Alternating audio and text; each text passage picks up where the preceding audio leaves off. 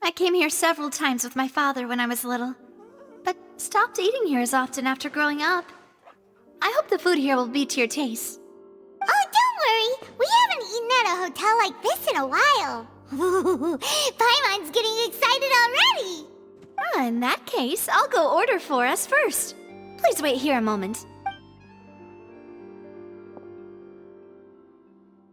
Ooh, everything looks so good.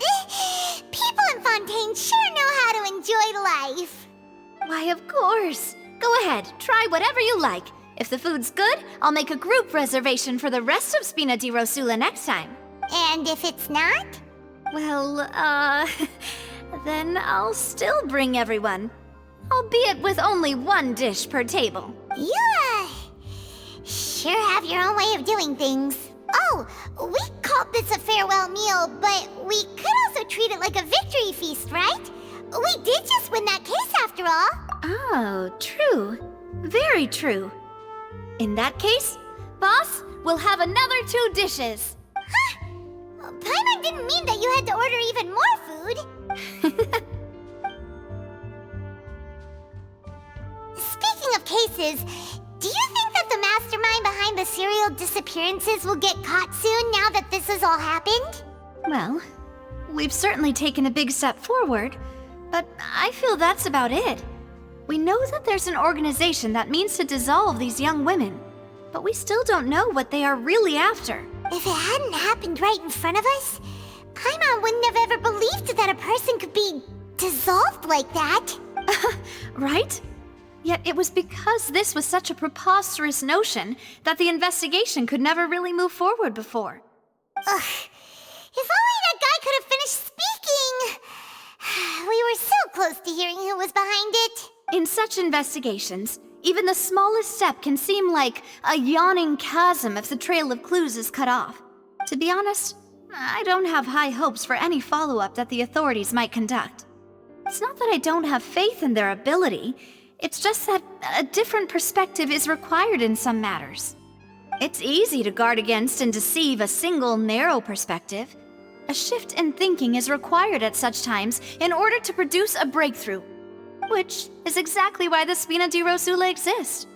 Those highfalutin folk are not all-knowing. That's why we exist, to seep into the cracks where filth falls through, where their watch fails them. That's the kind of problems we solve. Seems Paimon thought things were simpler than they actually are. It's all right. Well, this was supposed to be a farewell meal, so I doubt you have further interest in this business, right? Let's talk about something else. Like, what are your future plans?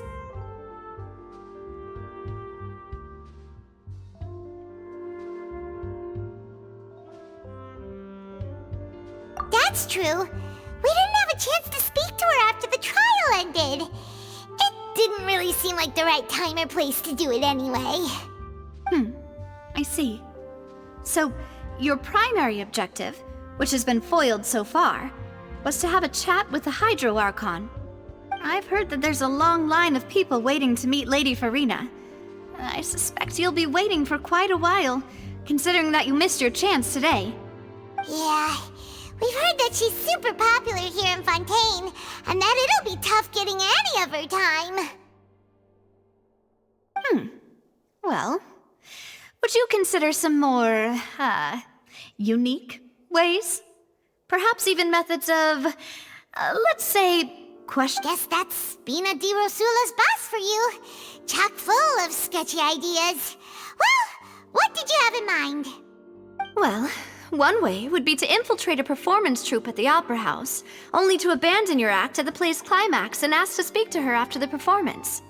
I'm sure Lady Farina would be eager to see the ending, and would agree in order to finish watching the play, don't you think? Could you suggest something a little more practical? This plan seems pretty hard to pull off.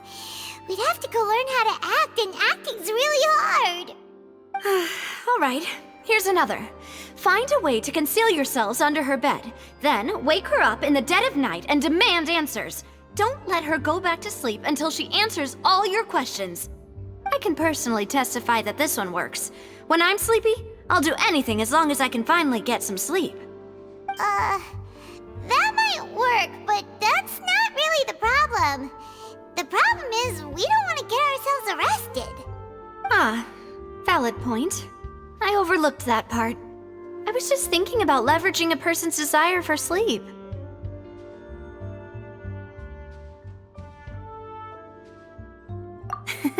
All right, no more joking around. Perhaps you could... Oh, I don't know. Cut the line when she's on a break. You did defeat her in court, clearing citizens of hers from false accusations. False accusations she had nearly upheld personally. I imagine that she feels quite ashamed about the whole thing. You mean that if we catch her while she's on a break, she might be too embarrassed to refuse? Oh, that does make some sense.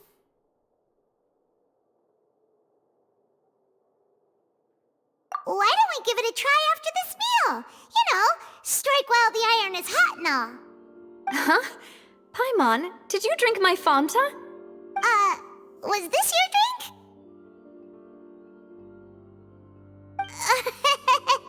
Sorry about that. Paimon wasn't really paying attention and the cup was right next to Paimon.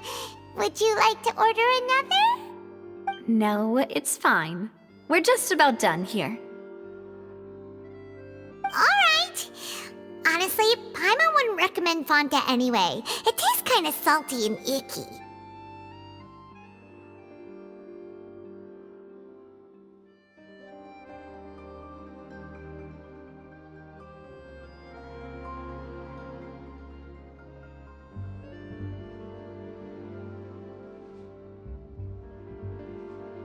Is that so? Huh. Well, in that case, we'll have to blacklist the Fonta here then. If we're all finished eating, then I'll go pay. Yeah, we're stuffed. Thanks for the treat, Navia.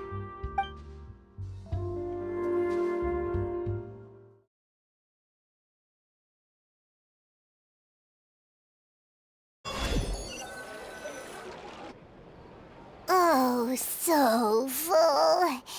Paimon can barely float anymore.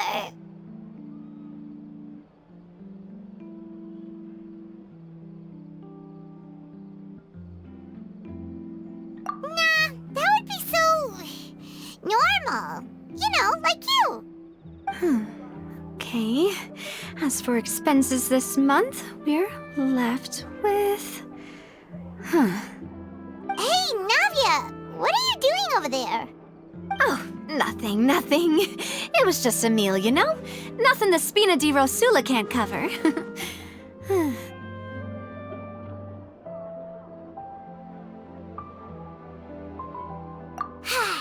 Let's get ready to try to meet the Hydro Archon again. Bye, Navia! So this is goodbye, huh? Well, if you do encounter any other trouble in Fontaine, you're always welcome to contact the Spina di Rosula. I'll give your requests the highest priority. In any case, I wish you smooth sailing. I'll see you again, partner. See ya!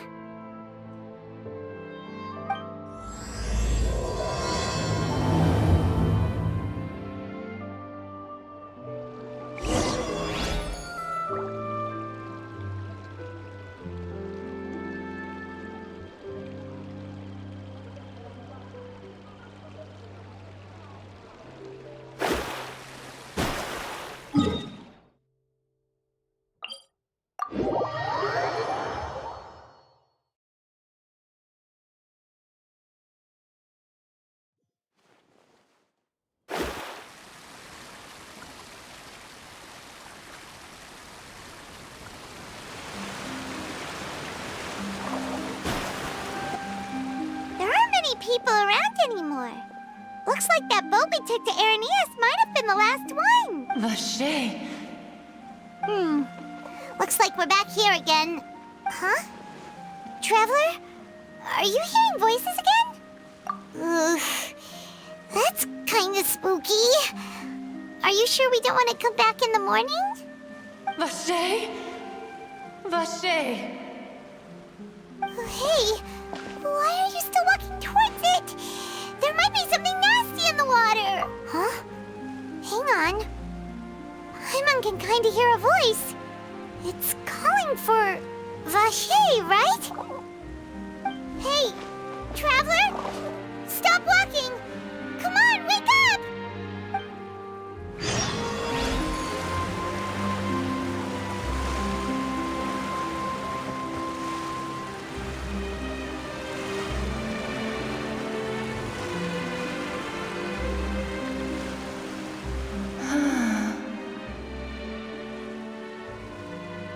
Vache, are you my dear Vache? No, wait. You seem to be someone else. Do you know Vache? Do you know where my love is?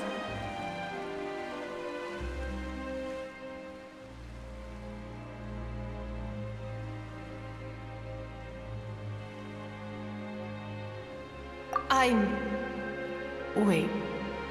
Who am I? I'm very sorry. I fear I do not know. My memories feel like they have been washed away like a flood. So many fragments dissolved amidst the tide, never to be recovered. How much have I lost?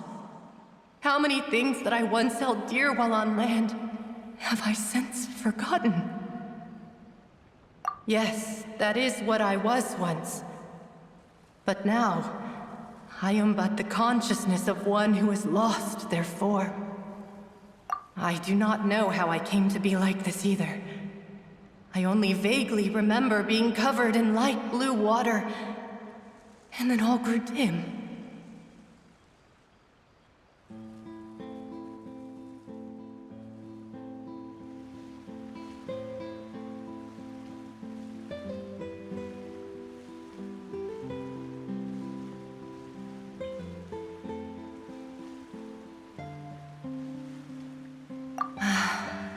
I also remember going to many places. I loved adventure, loved exploring places of peril. No matter where I went, Vacher would go with me. I knew how dearly he loved me, and I also loved him equally as much. But now, we can no longer go back. The pain of such parting, I never knew how heavy it could be. No, our reunion no longer has any meaning. There is no way for us to create any new memories. The thought of me gives him no succor, so let it lie forgotten beneath the waters. If you meet Vacher, tell him not to look for me. Tell him to move on. That is the only thing I still remember.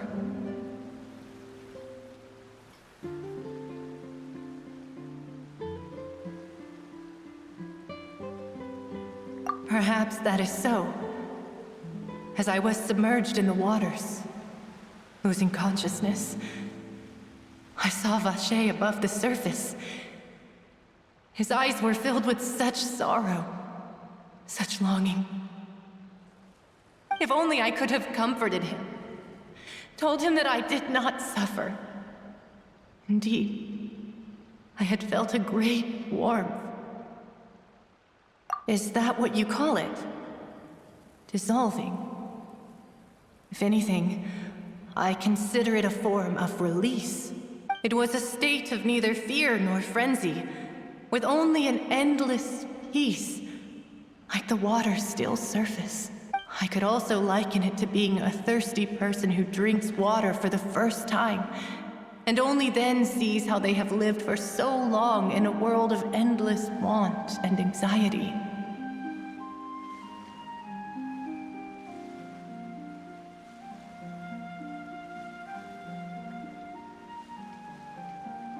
I think I hear your companion.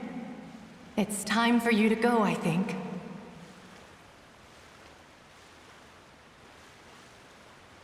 Farewell, then. I am glad that you were able to sense my presence. Remember, if you see Vacher, tell him not to seek me out any longer.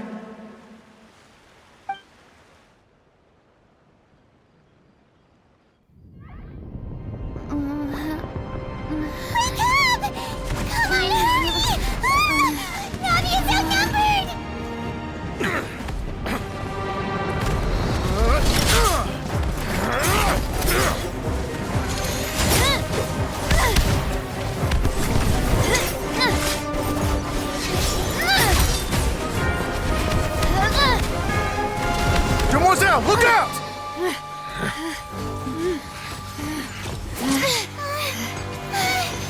Dear God, it's a whole army of Gardamex.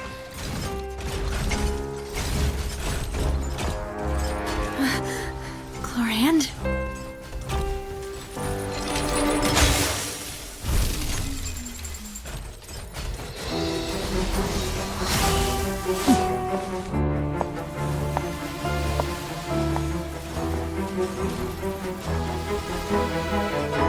Quick, now's our chance!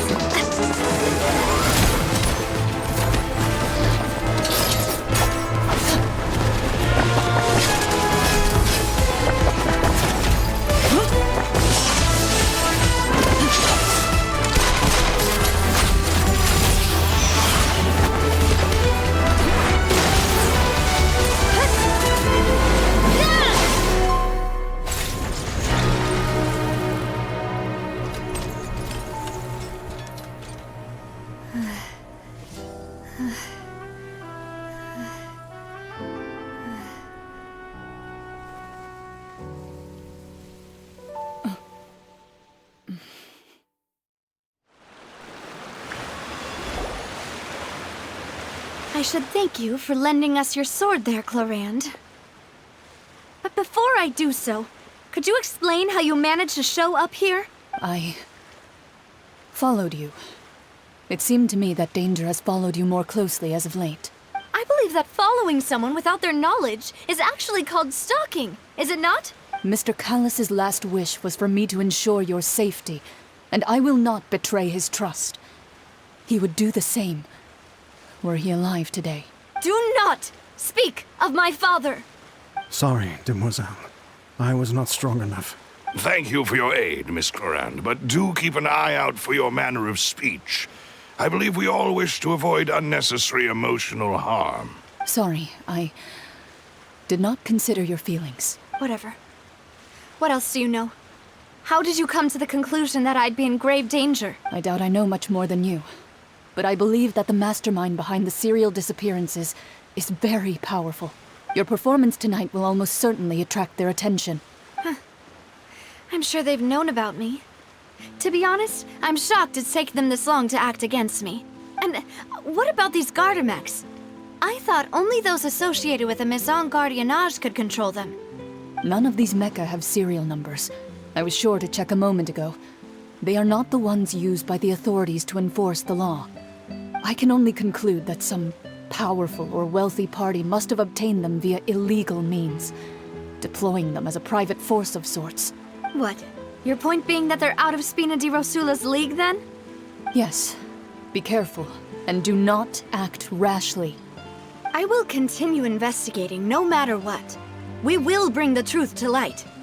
That's my father's true last wish. Regardless, thank you for your help today, Clorand. But if you get any ideas, tell me first. I don't much appreciate being followed. I do not think that they'll strike again anytime soon. So I shall stop following you. Good day, all. Right. I suppose that's the best news we've gotten today. Demoiselle, I believe that Miss Clorand was being sincere with you. If we tried, we could attempt to thaw relations a little. I know, she's... Oh, thank goodness! Paimon thought we were done for! Those Gardamex came out of nowhere while you were unconscious, and Nadia and her gang saved us! Oh, and there was that champion duelist named Clorand who came out to save us too! We got lucky there. Paimon probably couldn't have fought them off otherwise. Oh, come now. Forget all that polite talk. That wasn't really a farewell meal we had back there. Not for me, anyway. In truth, I hope that every meal we have together shall be a victory feast. As such, we're still partners. There's no need to thank me. It will take 50 years for me to match Demoiselle's magnanimity. If it were me, I would have joined the Spina di Rosula on account of her goodwill long ago. All right, you two. That's enough. Actually, Navia, how did you know that we were in danger? You sure did show up in the nick of time. Well, to be honest, you're the one who tipped us off, Paimon. Huh? Really? Paimon contributed somehow? Ooh, Paimon's even more amazing than she thought! Yes, all thanks to you grabbing my drink by mistake. How did that help? After we parted ways, I was on the way back to one of our bases when I suddenly thought of what you said. That the Fanta tasted kind of salty and icky. Fanta only comes in sweet flavors, so how could it have tasted salty? The color of the drink, if I recall, had also been a bit off. So the Fanta had been spiked with water from the primordial sea? Yes. So if you hadn't drunk that cup for me... Spina di Rosula is preparing the grandest of awards for you as we speak for saving the boss. Huh. Really? I sent people to Hotel de Boer to investigate, but whoever did this left no trace at all. That's when I figured out that you might be in danger and hurried here as quickly as I could. But why would they go after us too? All we did was defend Linny in court and help clear his name. Ugh, now we're caught up in this mess too, aren't we? Well, you did foil a plan that they were probably pretty proud of, and almost got their name in the process. Speaking of which, did anything strange happen when you drank the primordial seawater? Well, it can't be a coincidence that the traveler fainted just now. She said that she heard that voice calling for Vache again. Oh, and this time Paimon heard it too, but it was real faint. Does this situation have to do with the primordial seawater then? Does that mean the primordial seawater raises someone's sensitivity to hydro when it's used on people who are not from Fontaine? That doesn't sound like too much of a bad thing, to be honest. New intel? While you were out cold? Well, let's hear it, shall we? Oh, that is important. Vache. That name doesn't ring a bell. I suppose he hasn't stepped forward as a witness in court lately. Since he saw that young woman dissolve, he was at least at the crime scene. But he never gave testimony or any information regarding people dissolving in the primordial seawater. Could he have been threatened? Yes, thank you. This is very important information indeed. We will continue to investigate. Oh, you mean you'll help us investigate?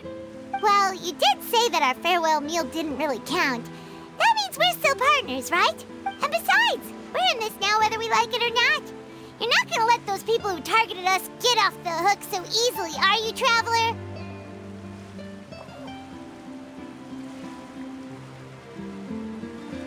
Demoiselle, do try not to look quite so pleased. You are the face of Spina di Rosula, after all.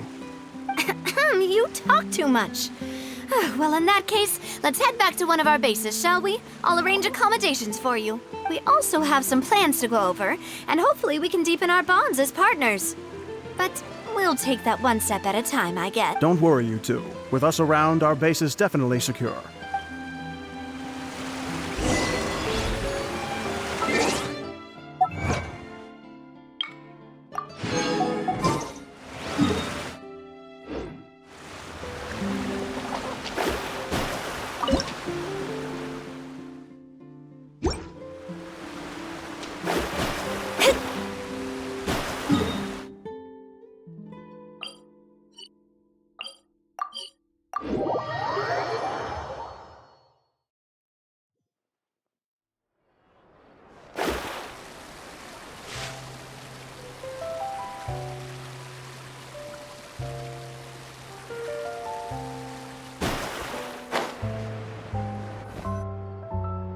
It's right up ahead, but let's make sure we weren't followed first. I've been keeping watch, Demoiselle. I haven't spotted anyone suspicious thus far.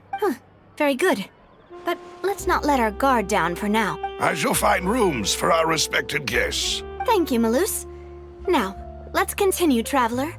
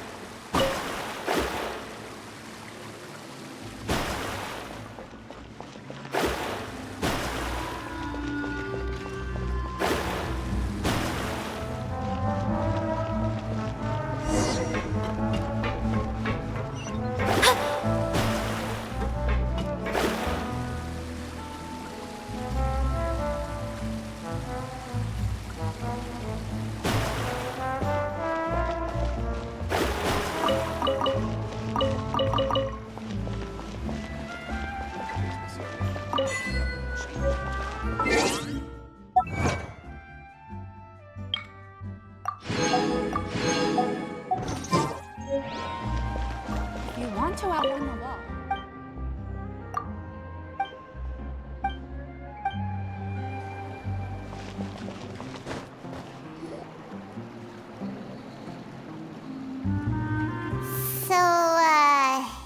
is your base? It's not quite what Paimon imagined. Your accommodations have been arranged. Under the present circumstances, I can confidently say it's the best we have. Well, our funds have been a little tight lately. After all, we don't allow illegal or unethical profiteering. In fact, our funds often come from citizenry who support us. Seems like it's tough times for everyone. But if you have the support of the people, that does sound like it's worth it. To be honest, our financial situation was a lot better back when my father was in charge a few years ago. I'm afraid I'm not quite his equal. Your father... He was the previous boss of Spina di Rosula, right? How did... Demoiselle, if you'll allow me to explain. No. I'll explain it myself. I suppose I couldn't run from this topic forever. And as partners, this is something I hope they can understand. My father's name is Callus. Yes, the same one they call Callus the Unfaithful in the streets. 3 years ago, he was accused of murdering his own friend. But he chose a duel to defend his honor instead of standing trial. He died in the duelist's ring. Oh no. But I do not believe my father was a murderer. I'm sure he was set up. At the time, I believed that if he only stood trial and was duly investigated, something amiss would crop up and prove his innocence. But strangely, he not only requested the duel himself, but rumor has it that even after being seriously injured, to the point where he could be deemed as having lost the duel, he refused to surrender, determined to die in the arena. 3 years later, I still don't understand why he did that. How could he protect his honor if he's dead? If anything, he gave up his chance to defend himself.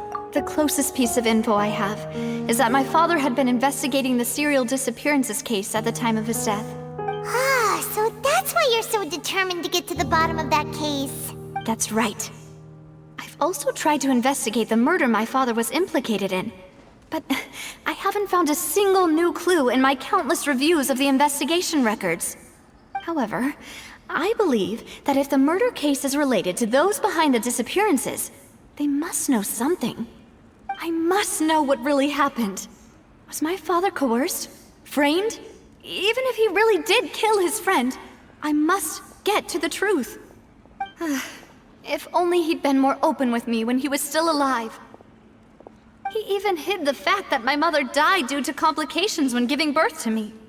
And now, here I am investigating his death. You really are a handful, aren't you, Papa?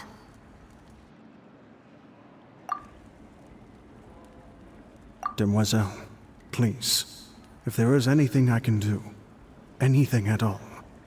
I also will never believe that Master Callus murdered anyone. There are none whom I respect more than the two of you, Demoiselle. Master Callus did so much good in life, yet all it took was one murder case for him to be dubbed Callus the Unfaithful.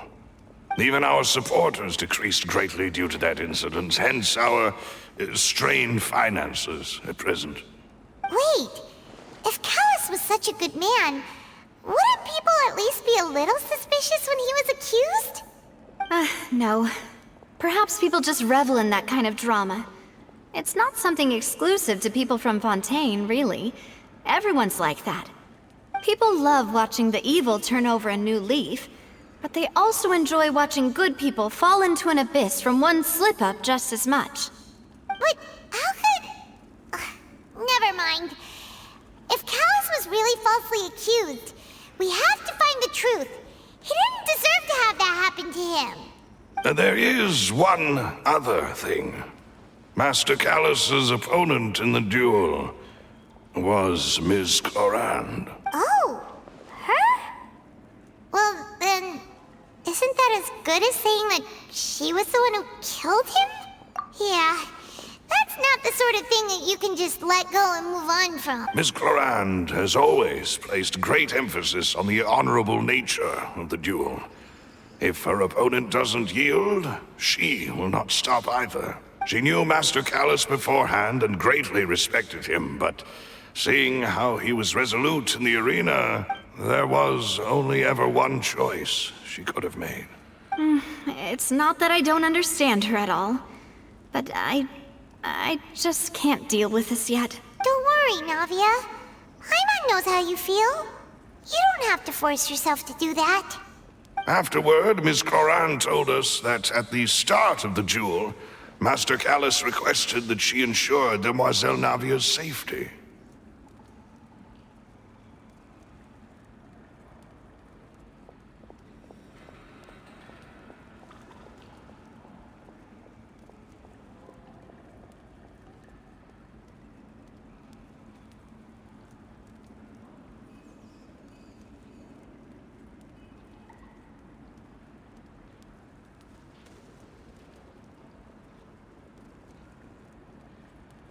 Yes, that is our understanding as well. Oh, Papa. What madness drove you to ask the person who killed you to take care of me? All right, anyway, that's the information I wanted to share with you. Even if it did sound like I was just complaining towards the end.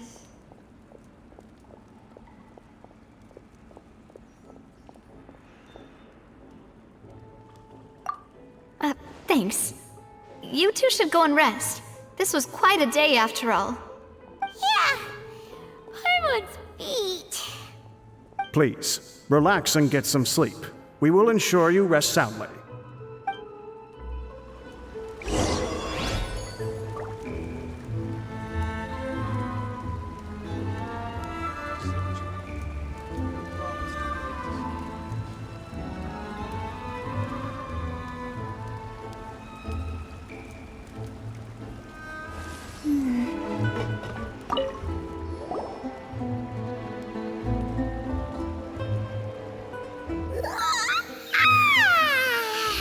Paimon slept so well. This place feels almost too safe. Huh? Navia? Where did the other two go? I sent them back to Poisson.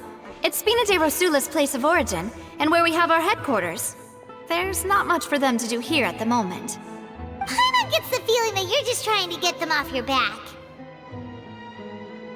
But never mind that. When did you get back?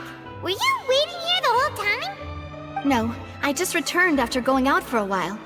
I did some investigating yesterday regarding the name Vacher. Wait, so you didn't sleep at all? How could I after having such critical new evidence appear? Guess Paimon wasn't speaking for everyone just now, huh? Unfortunately, this name seems to have been wiped from existence. It doesn't seem to have a match anywhere. I suspect that those behind this have already taken steps to hinder an investigation from this angle. But that does prove that this Vacher person is a key witness in the incident.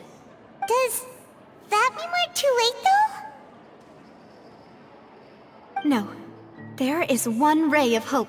One place in Fontaine that they would find almost impossible to threaten, no matter how much they wanted to. And that is the archives kept by Chief Justice Neuvillette. A place where detailed files on all the cases in recent years are kept. If the Oceanette you met is one of the young women who went missing recently, we should be able to find some related information there. So Neuvillette maintains an archive of case files? Whew, guess that's the hard-working Chief Justice for you. In that case, let's go talk to him, shall we? Aren't you coming along, Navia? Did you get tired? No, it's nothing. Let's go see the Honorable Chief Justice.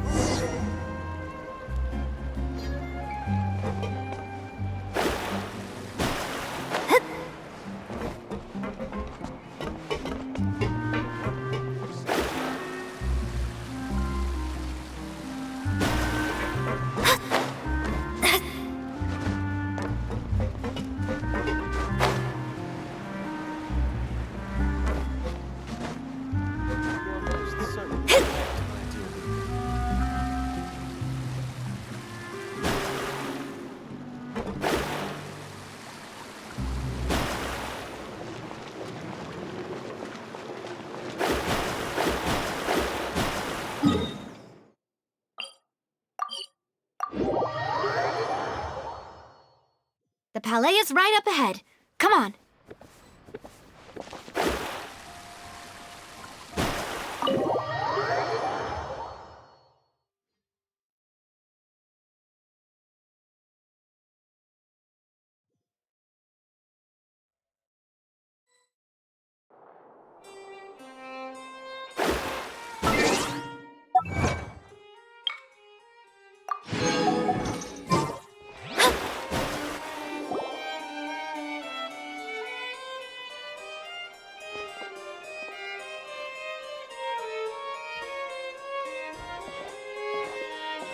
Halt! Please state your business here. The Chief Justice is presently occupied with official matters.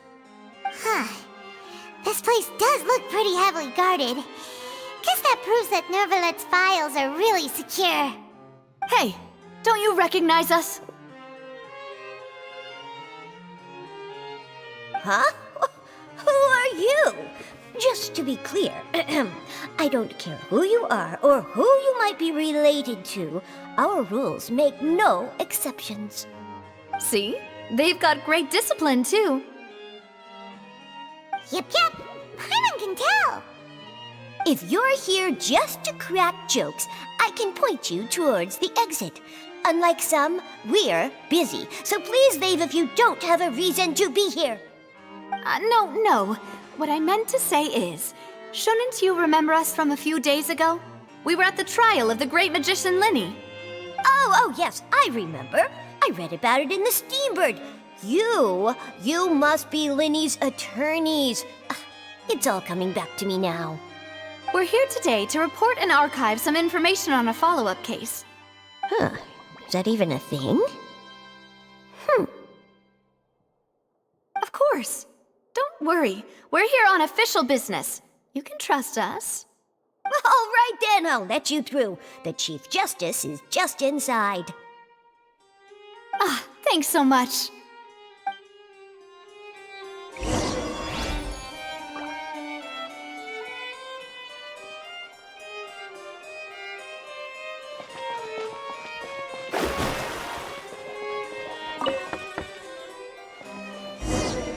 Please come in.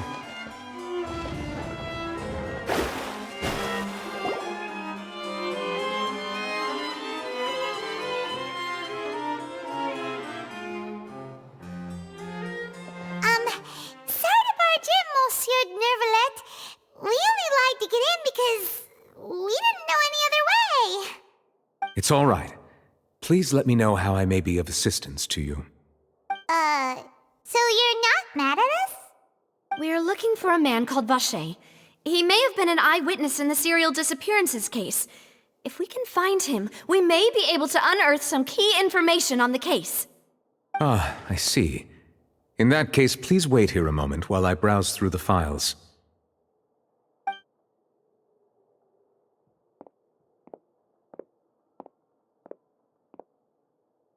Who knew that Nervalet would be so easy to talk to?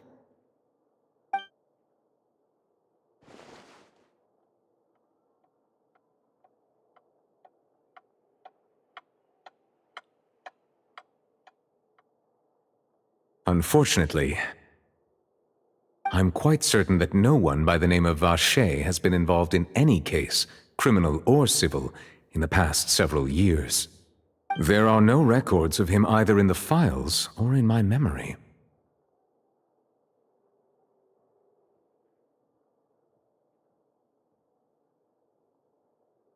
Traveler, what if it was really just a dream?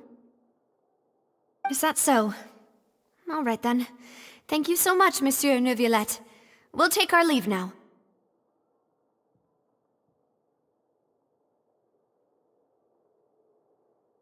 Ahem.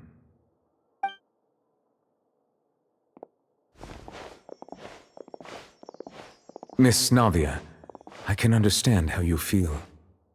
Your father, Callus, was a truly exceptional man. We deeply regret his passing.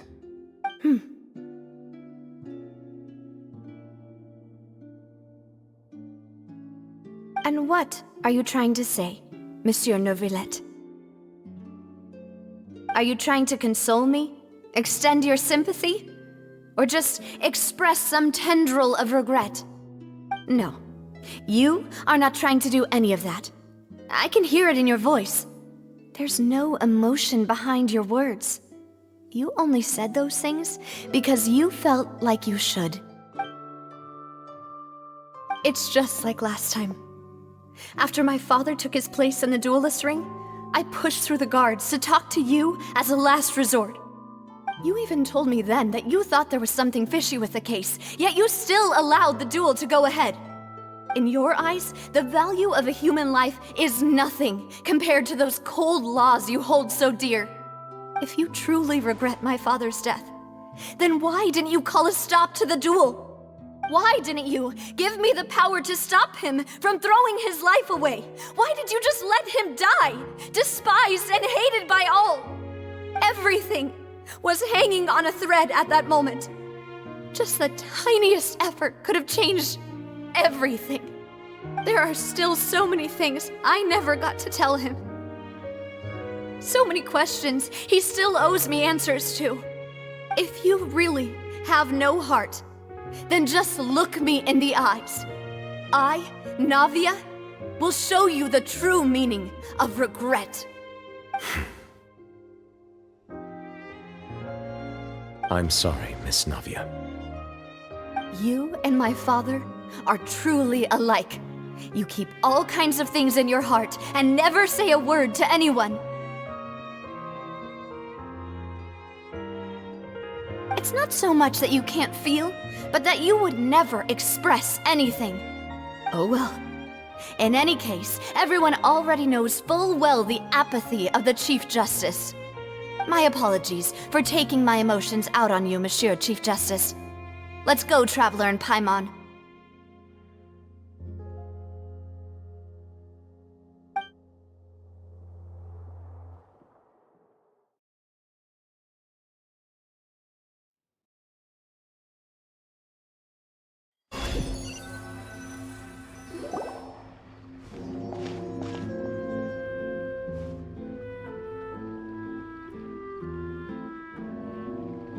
Navia, are you okay?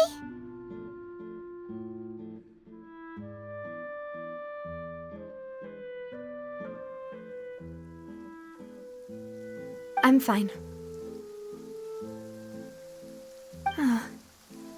Rain. It's raining. You're right. Wasn't it still sunny when we went into the building? And there shouldn't be any active trials today. How strange. Now that I think of it, on the day my father was convicted of murder, it was also raining. What is it? Did you think of something? Yeah, he was outside. It was uncovered and the rain could fall there. Why? Do you think the rain could have affected the crime scene? That thought has occurred to us before. We've even expanded the search area to try to account for that, but didn't find anything of value.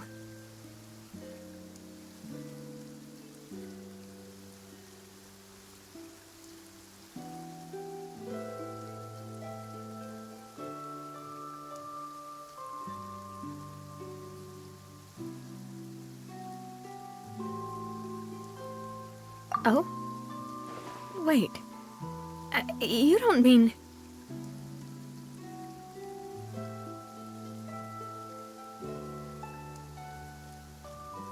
So you're saying that the true murderer could have been turned into water and then got washed away with the rain? Yeah, and if that's what had happened, then no one would have believed your dad, even if he explained what he saw to the authorities. I really think I found a true genius for a partner. You're completely right. How did I not connect the dots earlier? All right, let's go to Poisson. With this new lead in mind, we'll get to the bottom of my father's case for sure. Yeah, we're gonna make progress for sure this time. Do you want to go with me now? Or do you want to head over by yourself later?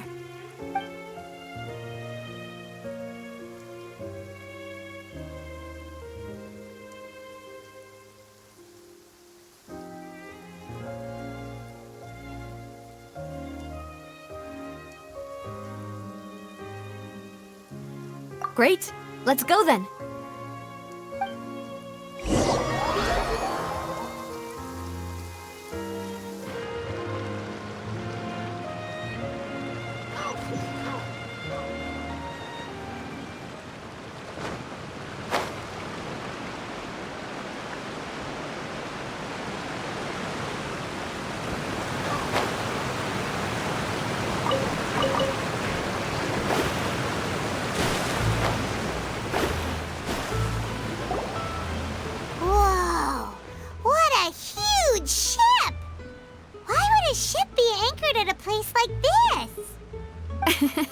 There's no need to be so surprised.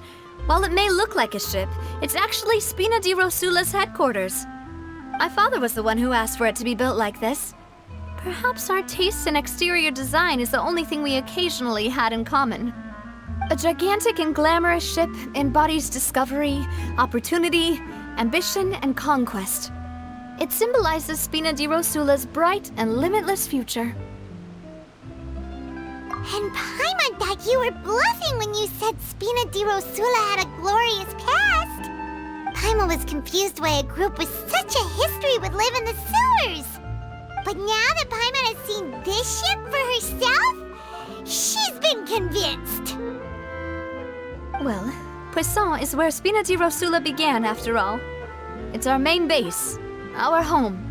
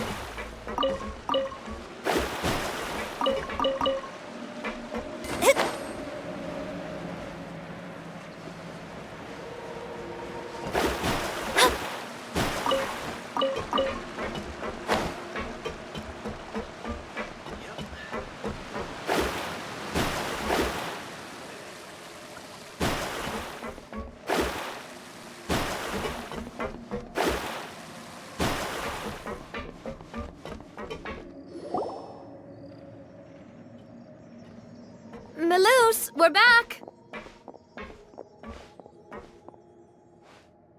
Apologies for the wait, demoiselle, and our most important partners. You said before that you still had some business at the court. What brings you back to Poisson so quickly? About that. It's because my partner here reminded me of something really important. You see, what if my father's case had something to do with water from the primordial sea? You still remember, right, Melus? On that night, it was raining? Yes, the case was quite similar to that of Mr. Linney's. Both were what you'd call impossible murders.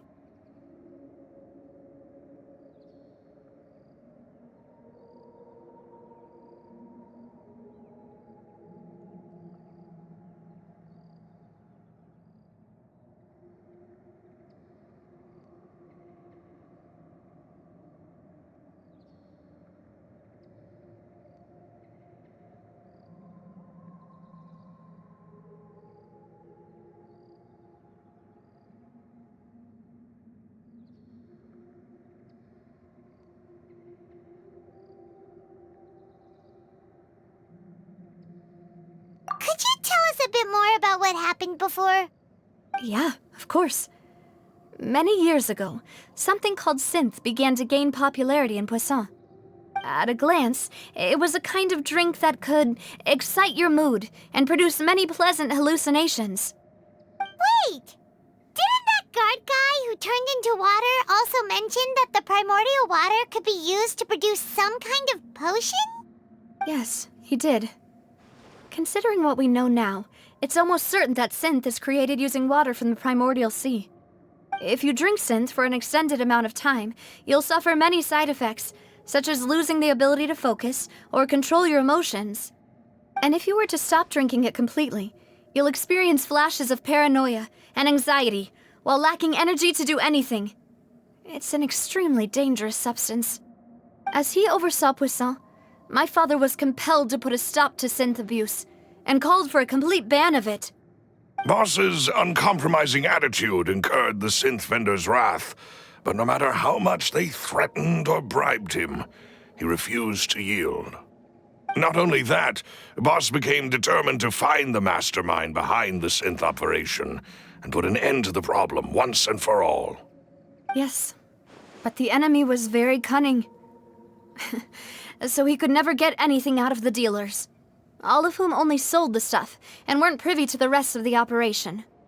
Recognizing that, my father decided to contact the dealers in secret and cultivate personal relationships with them.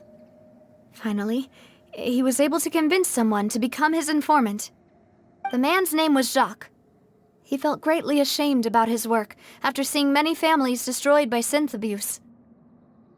That night, my father hosted a banquet at his countryside estate. He planned to meet up and exchange information with Jacques over some food. But then, we heard 2 gunshots from the courtyard. We raced to the scene and found my father, still holding a gun, and Jacques, who was already dead on the ground. Huh? How did that happen? Aren't they on the same side? Sounds just like Lenny's case, doesn't it? In both cases, the culprit seemed obvious, but neither appeared to have any motive at all. Looking back on it, though, I now believe the most important clue was something we all overlooked at the time. There were pieces of clothing left at the scene.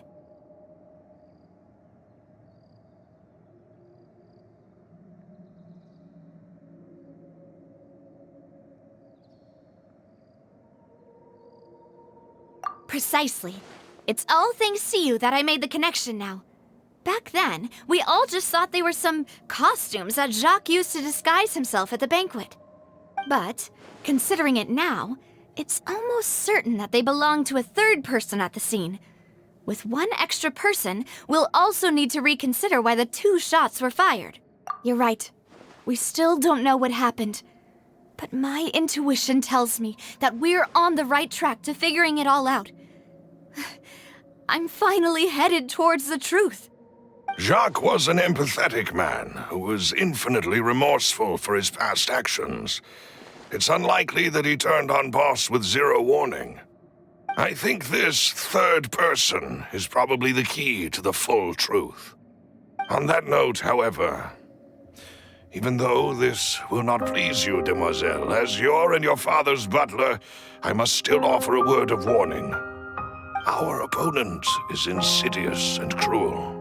They are extremely difficult to deal with, and Boss has already lost his life trying to bring them to justice. Even though Spina de Rosula has lost most of its former glory, Poisson has welcomed a new time of peace, and we have been allowed to live out our lives. There is no need to follow your father's path. It would be both wise and in line with Boss's wishes to step back and give up on the case. If that's indeed what he wished for, was I not the closest person to him? And yet, I was the one most kept in the dark. What was the point of him dying without sharing any of the secrets he knew? Did he manage to protect anything in the end? Synth is still here. Callus the Unfaithful is still his epithet. And Spina di Rosula is barely getting by. Nothing has changed. Did he think I'd just accept his meaningless death and live out my life just as meaninglessly? I've never accepted that, ever. Not since that day, and certainly not now. I want to find out the real answer for everyone's sake. For the missing girls, for the victims, and for myself. Navia. This is indeed the best moment to act. Your partner appears to be quite reliable, and more importantly, demoiselle, I think you're also ready to take this on. So you do know something else, Malus? Yes, I do. In fact, even before that banquet, Boss already knew of the connection between Synth and the serial disappearances case. But what drove all the tensions to the boiling point was the revelation that you, demoiselle, had been selected as the next target to disappear. What? Boss also didn't tell you that he had been diagnosed with a rare illness. The doctors told him that he had no more than 5 years left to live, and the serial disappearances case caused him great anxiety. 5 years was nowhere near enough time to resolve this long-standing conflict, but once he passed away, all the danger would pass on to you. Knowing all of this, he decided to use one final intimidation tactic before his death. He claimed to have already gotten his hands on some key incriminating evidence for the other side, and even told some members of Spina di Rosula about the details. But as long as you remained safe, he would not share the evidence with the public. If something were to happen to you, then he and all those he told would immediately expose all they knew about Synth and the disappeared victims. Right, so nobody would be able to get off scot-free. As we've seen, Boss's tactic has worked. Even though Boss has been gone for a long time, the other side has not tried to take Demoiselle's life. No, I don't believe it. He never appeared to look sick to me. No father wants their daughter to see them weak and haggard, especially someone as proud as Boss. To him, dying in a duel and suffering lasting dishonor as the unfaithful was still far preferable than losing face in front of his daughter. So he chose to die in silence, so that he could protect me. I'm afraid you're not understanding this correctly, Demoiselle. What Boss wanted to hand to you was not a parasol, but a sword.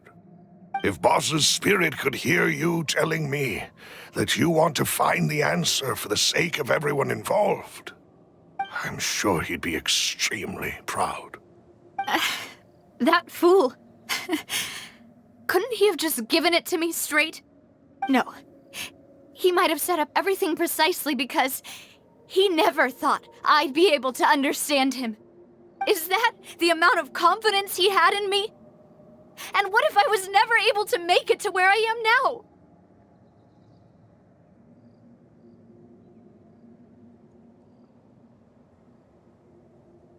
Yeah.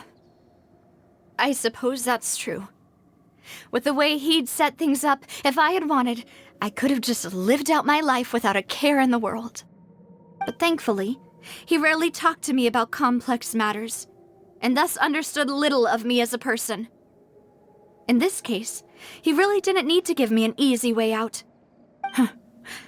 Malus, what was the key evidence that he shared with you? It's the location where Synth is produced. Essentially, it's the enemy's headquarters. When he was threatening the enemy, Boss didn't share the specifics of the incriminating evidence he found. But if you want to use it against the enemy, you'll still have to take several things into consideration. Why? If we know where the place is, can't we just go storming in? You mustn't forget that we're fighting against a mysterious and dangerous organization that's been in operation for decades. There's no telling what might be lying in wait at their headquarters. We also have no idea what kind of evidence we may be able to find inside, nor what people we may be able to capture. But a single visit to their headquarters would be tantamount to a formal declaration of war. The worst case would be that we leave empty-handed, but also open ourselves up to full retaliation. Then, in that case, why not work with the Fontaine authorities? Well, you saw one of them dissolve during Mr. Linney's case. We have no idea just how thoroughly they may have been infiltrated. That's true. Seems my father really had no choice. But things are different now. It should be a lot easier to prove the other side's guilt, now that we've connected Synth with the disappearances case. You sound like you've put a lot of thought into this, Malus. I am the butler, after all. I live but to serve the boss and Demoiselle's will. I've always been willing to take on any kind of risk for your sake. But considering my relative lack of ability, I've spent my time keeping secrets, performing basic investigations, and waiting for the right time to come. Thank you for all of that, Malus. Have you discovered anything new in the past few years? Let me think. One conclusion I came to was that the enemy must be quite familiar with Spina di Rosula, or at least have an informant planted here. When I announced orders to the organization's members on Demoiselle's behalf, I used to deliberately keep a few people in the dark and observe the reactions of the synth vendors. If the vendors didn't change their plans, then the individuals informed of our orders must be innocent. If the vendors packed up and fled, however, then someone must have given them the news. After several rounds of testing and investigative tracing, I've narrowed the suspect list down to 3 people. The first is Florent, Spina di Rosula's senior advisor. Huh? Florent? Yes, surprising, isn't it? He was one of the people Boss trusted the most. Thanks to his position within Boss's innermost circle, he always knew our upcoming plans and could thus avoid capture this whole time. There's someone else like him too. Marcel, the head of Confrérie of Cabrières. Uncle Marcel. It's a guild in Poisson. Boss helped it to grow to its current size and prominence. In the beginning, they were only reselling some daily goods, but now they're one of the richest guilds around with a lot of business connections in the city. So, they're like a sister organization of Spina di Rosula? Yes, you can say that. When we were fighting against the synth dealers, they provided us with plenty of support. It's a bit difficult to imagine someone using their own money to hunt down themselves.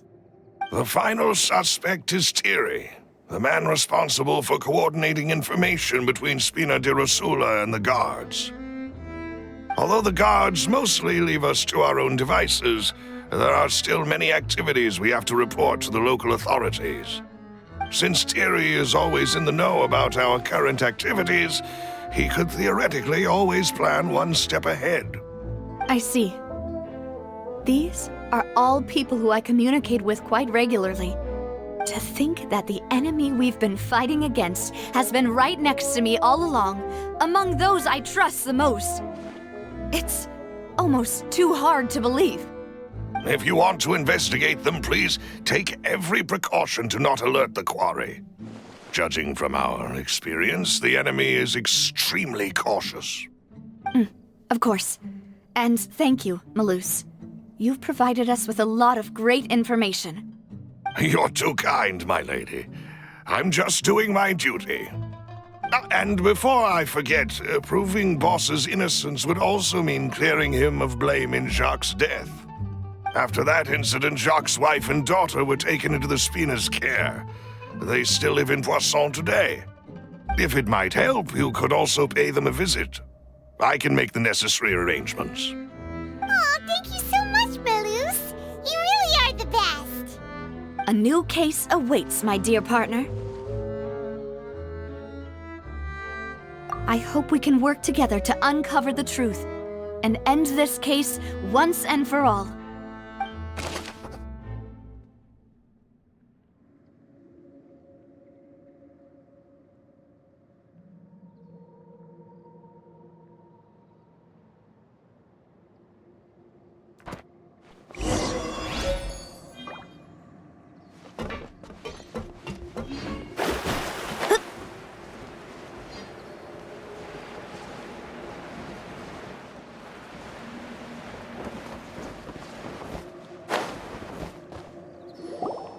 It is settled, then. Please excuse me, and enjoy your conversation at your leisure. Thank you for arranging everything for us, Malus. Excuse me, miss. Do you need anything from us? Oh, Hey, Navia's all quiet. This isn't like her at all. I'm sorry that I only came to visit after all this time. After what happened, I didn't know how I was supposed to face the two of you. Ah, if it's about that, there's no need to apologize. After my husband died, Spina di Rosula sent us a lot of mora and support. I understood your guilt and apology to be genuine. But aren't all of those things nothing compared to the loss of Jacques? I can understand the kind of pain that comes with losing a father so needlessly. You don't understand at all. I didn't know how to face you, because I didn't know what I could possibly bring as a consolation gift. I know only the full truth could bring closure to you. And to all of us. I'm sorry. I appreciate the sentiment, but you don't have to carry all that guilt. On the matter regarding my husband, my daughter and I have more or less found our answer already. Would you mind sharing it with me? I really can't believe that my father could ever bring himself to shoot Jacques.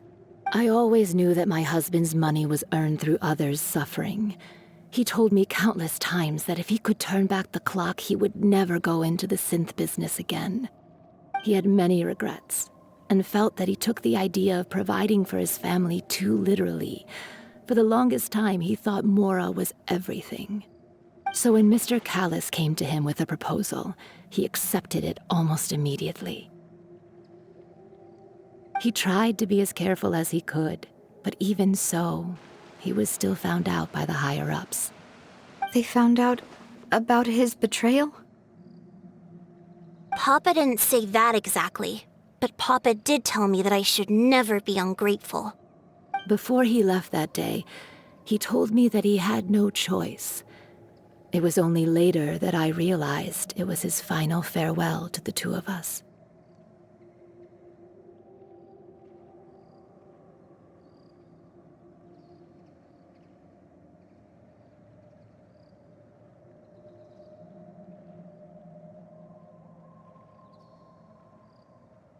I don't know that for sure, but you could say that's the conclusion I eventually came to. Which is why I'm the one who should feel guilty.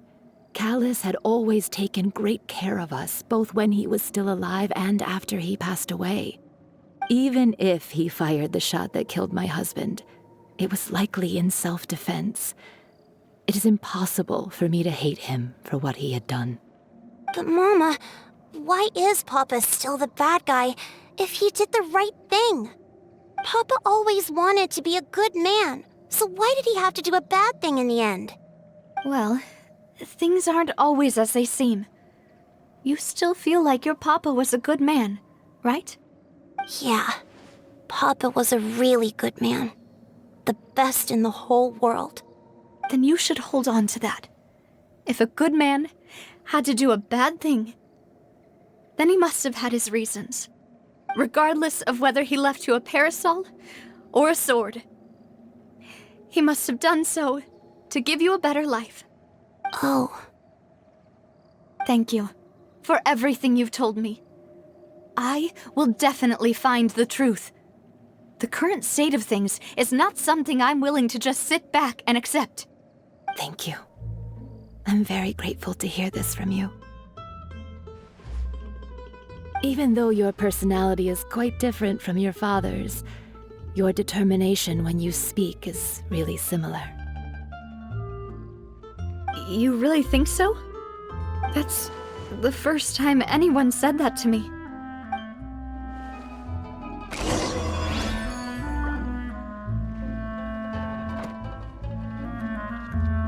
I'll leave my husband. Thank you, Miss B. Are you okay, Navia? I'm fine. Don't worry. Let's investigate the 3 suspects next. Florence should be nearby, and we should be able to find Thierry and Uncle Marcel in the city. Greetings, boss. How may I be of assistance today? I'm sure you've heard about what happened at the Opera House.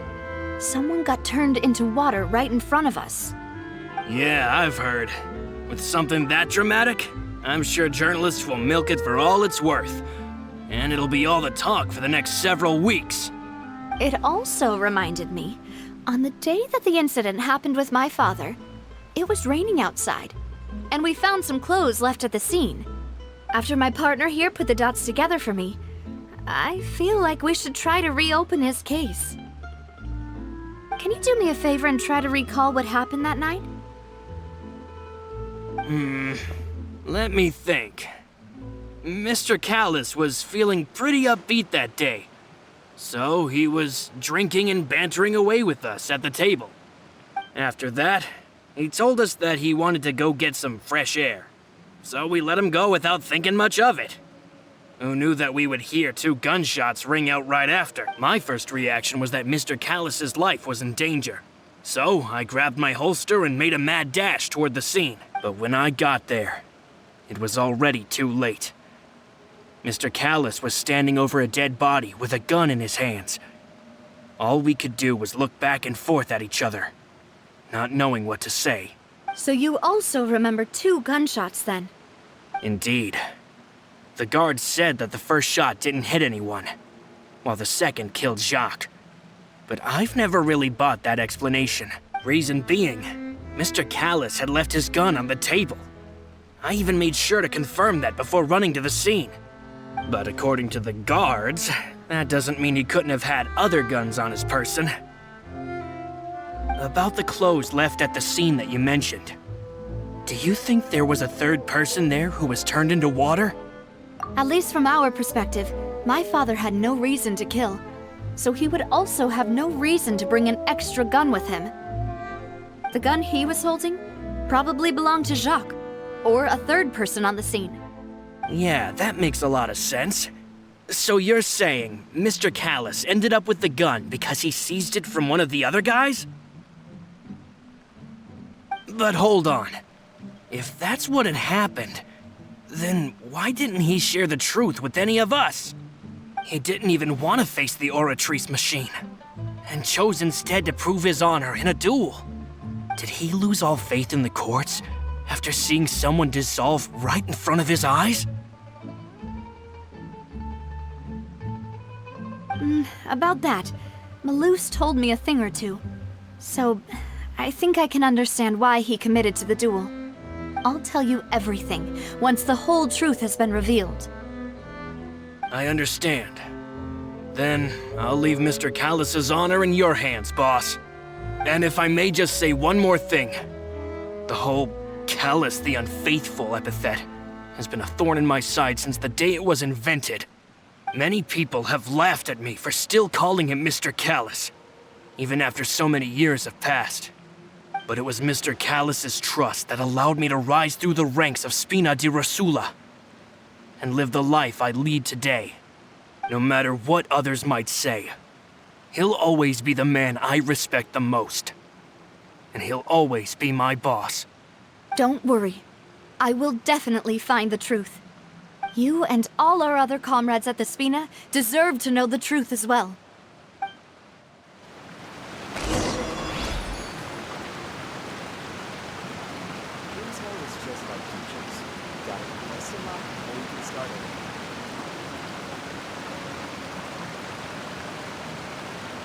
Divination is about precisely foretelling one's written destiny.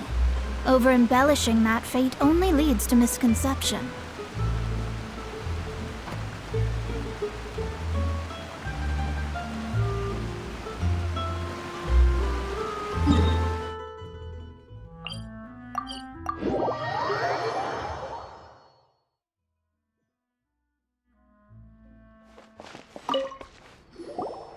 Hey, Thierry! It's me! Oh, now, what brings you here, Miss Navia? I've heard that you made quite the name for yourself at the Opera House. Oh, so you've caught news of that already. Oh, okay. Hey, I'm also a member of the Guards, you know. The way you make it sound, people would think I was sent off to Poisson because I had done something wrong. Are you sure there isn't a little bit of truth in that? Under normal circumstances, shouldn't you have been called back to the city already? I mean, where I work is really up to me. Let's just say I enjoy the ambiance of Poisson. Callis did a fantastic job running the town, building Spina di Rosula from the ground up and clearing many obstructions in my way. It would be next to impossible for me to find a similarly easy but high-paying job in the city. Anyway, enough chit-chat. Are these two friends of yours? You, here for some formal business? Yes. These two are my partners. What happened at the Opera House made us realize that Linny's case and my father's may be related. We're trying to reinvestigate the details of my father's old case. Ah, I get it. You think there might be more to the case now that we know people can be dissolved into water, right? I was also flabbergasted when I first heard of it. If you want to go through the original files from your father's case, I can help you look for them. That'd be much appreciated. Thank you. Actually, I have another question. Do you have the authority to dispatch Gardamex? Of course. Without them, I couldn't possibly handle Poisson on my own. Why do you ask? We definitely can't use them to forcefully get more evidence for your father's case. Well, you see, just recently, we were attacked by a horde of unnumbered Gardamex in the city. So, if you hypothetically wanted to do something against me, all you would need to do is get rid of the mecha serial numbers and send them after me. Then you think too highly of my abilities. Dispatching mecha is very different from controlling them. If I had to make an analogy, when you order a dish, the chef will make it for you. You can ask the chef to cook, but not to massage your shoulders or carry your baggage. If you try to make unreasonable demands, the chef would just think you're out of your mind and ignore you completely. The same goes for me and my Gardamex. Removing a serial number is also not as easy as you might think. There are a lot of complex steps to it, and it's almost impossible to keep it a secret. So I can promise you, those mecha were definitely private units. They're certainly not cheap. So, whoever their owner is must be super rich, powerful, or both. Now that you mention it, though, being in the synth business would definitely be profitable enough to afford this.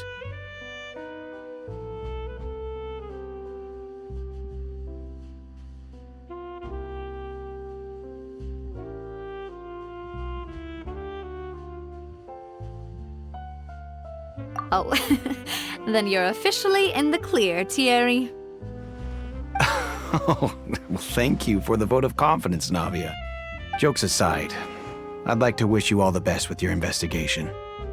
I'll be staying in the city for a little while, so just come find me if you need any support from the guards.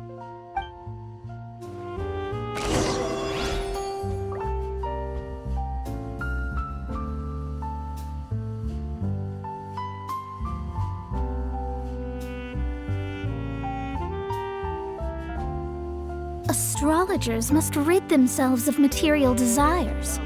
Only by ridding oneself of clutter can one see the true world around them.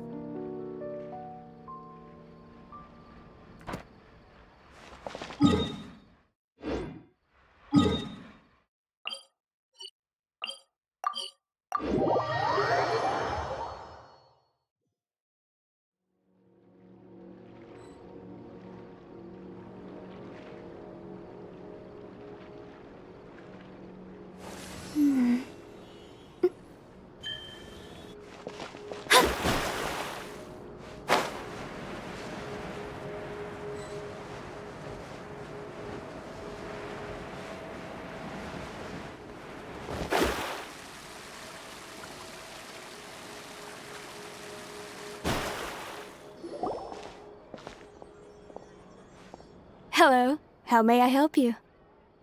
I'm here to see Marcel. Could you please let him know? You can just say Navia's looking for him.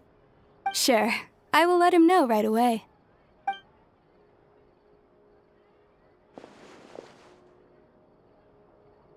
Navia, hello. Sorry to keep you waiting.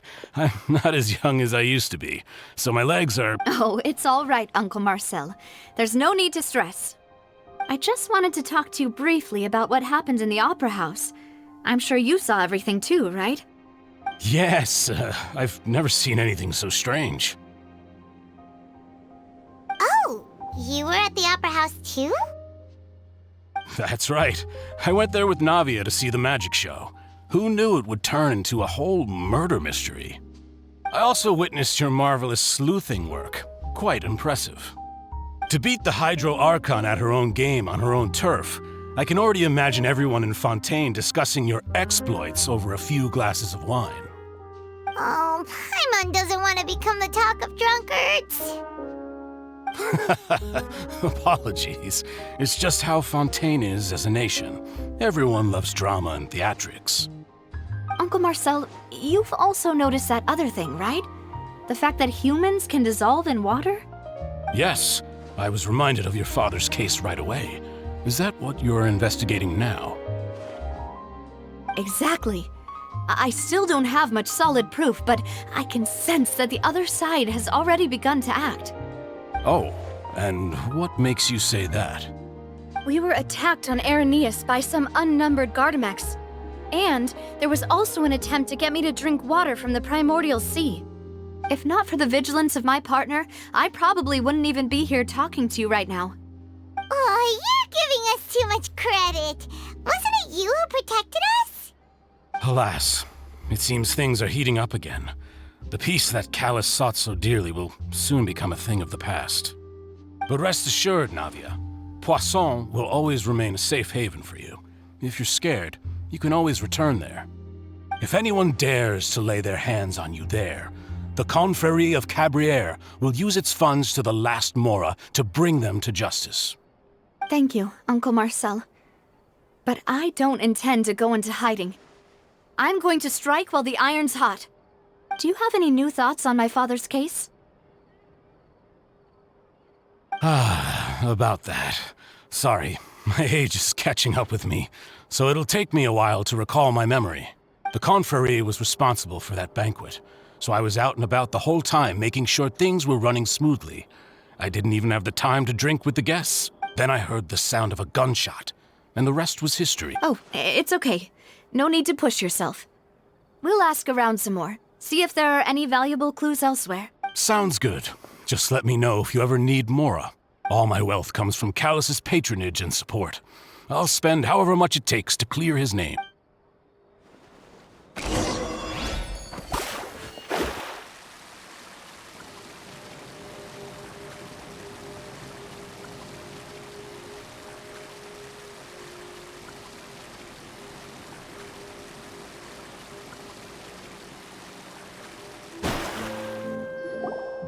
We've talked to all three suspects, purely based on their conversations with me. None of them sounded particularly suspicious. I suppose that's to be expected, though. If a single conversation's all that's needed to find them out, then my father wouldn't have needed to investigate the case for so many years. Anyway, even though we didn't make a breakthrough, let's still compile what we were able to find. But where should we start?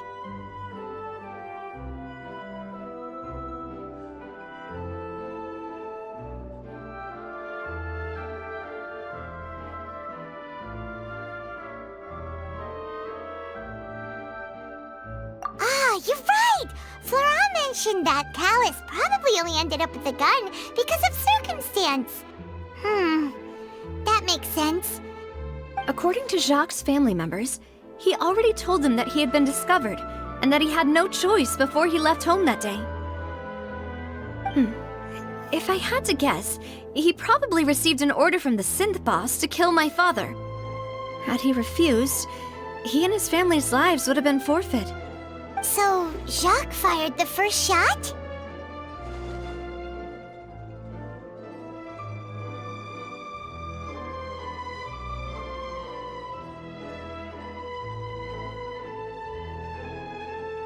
Oh?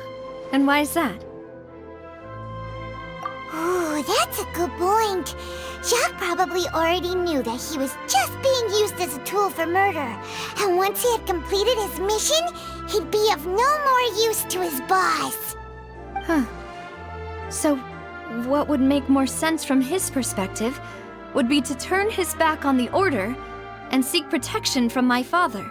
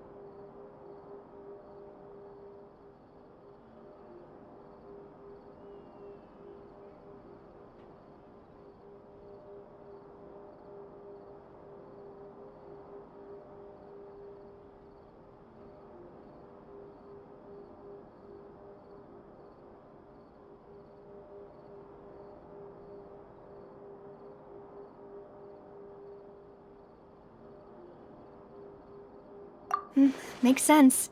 But without evidence, that's still just a theory.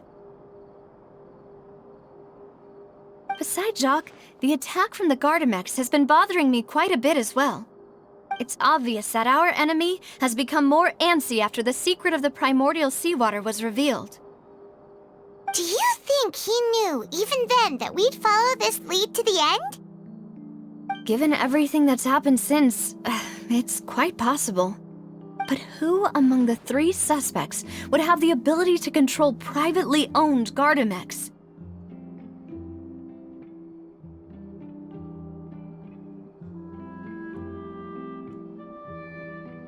Thierry, you say?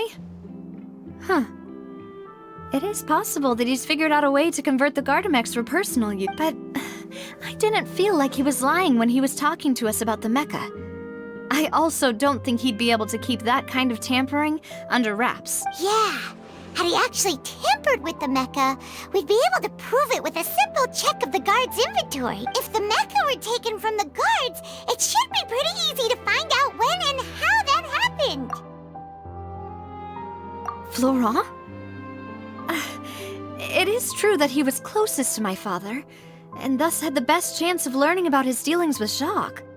But as Spina di Rosula's advisor, his work mostly deals with personnel and security, so he shouldn't have much means when it comes to finances.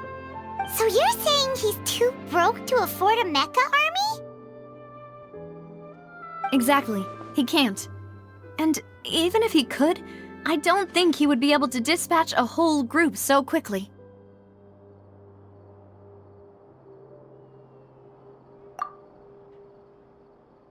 Uncle Marcel? My father did really trust him. And they worked together on a large number of projects. Maybe that's how he got to know Jacques. And with funds from the Confrérie, he could also afford a large number of Gardamex. It's still really hard for me to imagine, though. After all, Uncle Marcel has been around since I was just a child. Also, wouldn't this mean he has been spending a whole lot of mora and energy to fight his own synth business? Who could it be?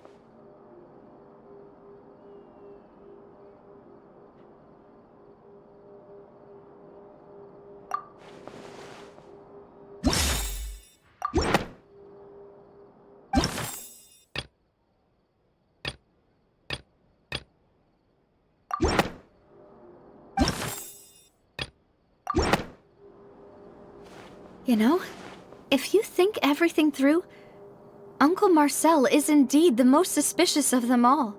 Could we be missing other suspects? Malus didn't know about the people turning into water thing when he narrowed it down to these 3, did he? Malus has always been very reliable, and his judgment of others' trustworthiness has been fair and well considered. When he laid out his case for the 3, the rationale he gave me made a lot of sense as well. The suspect is knowledgeable about the Spina's internal affairs, has the means to dispatch Mecha to assassinate us, and possesses significant intellect and foresight. Even if I don't want to believe it, I'm starting to see how things could all tie back to Uncle Marcel.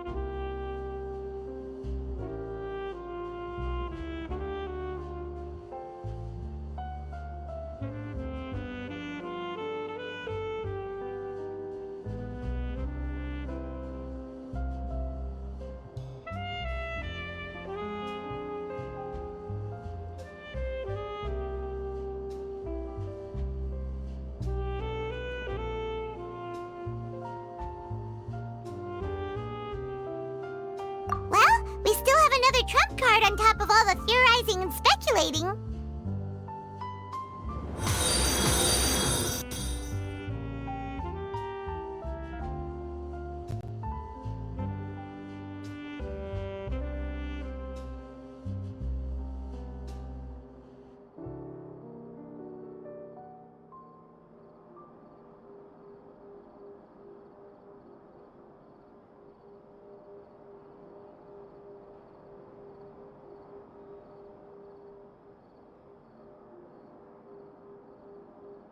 Yes, Malus did say that charging straight in there would be extremely risky.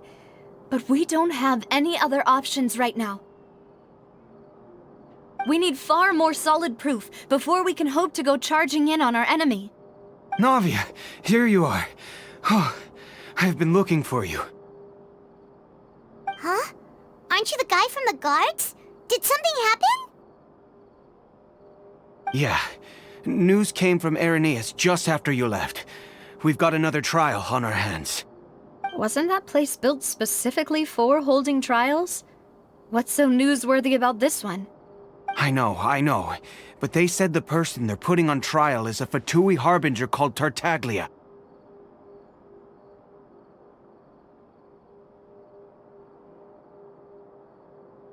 What? Is that someone you know? Yeah, we know him. Maybe even a little too well. Well, he's been accused of being the true culprit behind the serial disappearances case. It's absurd, don't you think? Wait, how? None of our investigations have had anything to do with him. That's what I thought was strange about it, so I came to tell you the news right away. If the charge against him stands, then it'll be next to impossible to get the guards to support any of our planned investigation. Right, because they'll think they've already found the culprit. Yeah, and it'll be a lot harder then to clear Mr. Callus's name. I understand. Well, partner, what do you think we should do? We still haven't found any conclusive evidence. Huh? Split up? What do you mean? Just as expected of my partner. Since this is a trial about the serial disappearances case, the culprit's attention will be focused on Irenaeus, leaving his home base wide open. You're right. This is our best opportunity. All right then, let's do this. I'll stall them at the Opera House and charge I won't have any chance of making that charge stick though, unless we find more evidence. It'll be up to you to make it back in time and hand the decisive evidence to me. We'll help you, just like you helped us in Linny's trial. Demoiselle, please allow us to accompany you. I'm ready. Ah, Malou, Silver, when did you two get here? We heard that you'll be leaving Poisson and figured that you might require our assistance. It's our hope that your confidence will be bolstered with the two of us by your side. Thank you so much. Then, let's make haste for Irenaeus. Paimon, Traveler, I'll see you at the Opera House. See you then!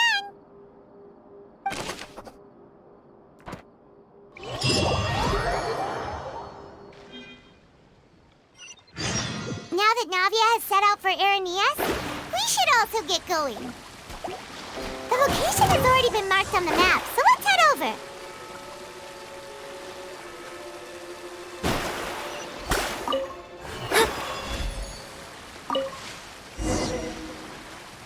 Huh. According to Malou's info, the synth production base is underwater. Let's go and try to find the entrance.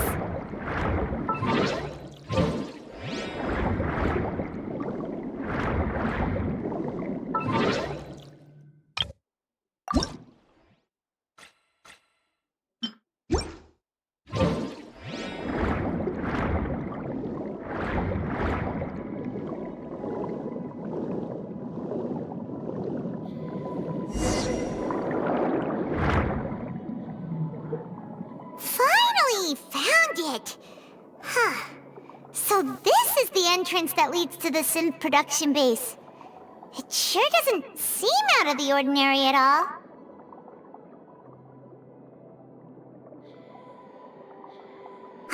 You're right.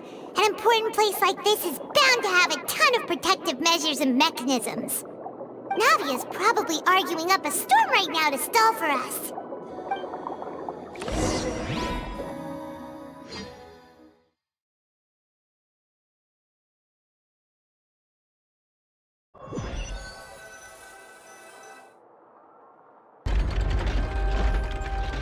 It would appear that I must repeat my question again, Mr. Tartaglia. Do you accept the charge that you are the true culprit behind the serial disappearances case? To be perfectly honest, I don't understand your country's complicated court system, or the reason why I'm being charged with something I've never even heard of. However, I did hear that people who have been charged can choose to participate in a duel to clear their name. Is that right? In which case, as long as I accept the charge, I can have an all-out fight with that champion duelist Clorend, right? I've got to admit, that's one of the most enticing offers I've ever received. When I privately sparred with her last time, she was obviously holding back. Real disappointing. Hey! Don't you understand? You're currently the prime suspect for a major case. This isn't the place for you to be looking for fights. Oh? Sounds like the Hydro Archon wants to lecture me on the ways of the Opera House. Then why don't you duel me too? I'm the kind of student that learns best in the heat of battle. No. That's not what I meant. Alas, it would appear that communication with the defendant is going poorly, and we have made very little progress. In that case, let me explain everything from the very beginning again. The goal of this trial is to determine the culprit behind the serial disappearances case. That case had nothing to do with him. You've got the wrong man. Huh? What's going on? Why is she interjecting again? I told you it couldn't be one of the Fatui harbingers. Miss Navia, this is the second time you've interrupted the court proceedings. I only tolerated your behavior last time because you were able to provide the court with a key eyewitness. But that was an exception rather than standard court protocol. I can very well charge you with contempt of court for your interjections. Oh, please. Did you ever think I had any respect for this place's pointless theatrics? We can put that discussion aside for now. I'm not here to argue with you. I'm here to charge the true culprit behind the serial disappearances case. And if my charges prove true, then Tartaglia here will be proven innocent by default, correct? Oh, a young lady has charged in and offered to clear my name. How fascinating. Well, I'd gotten half bored to death by all these rules and procedures anyway. So I'll take you up on that offer. So, Your Honor, is there nothing else for me to do now? You may take a seat for now in the audience, but that doesn't mean the suspicions against you have been lifted. Now then, Miss Navia, who is the person you would like to charge instead? That person is... Something's not right.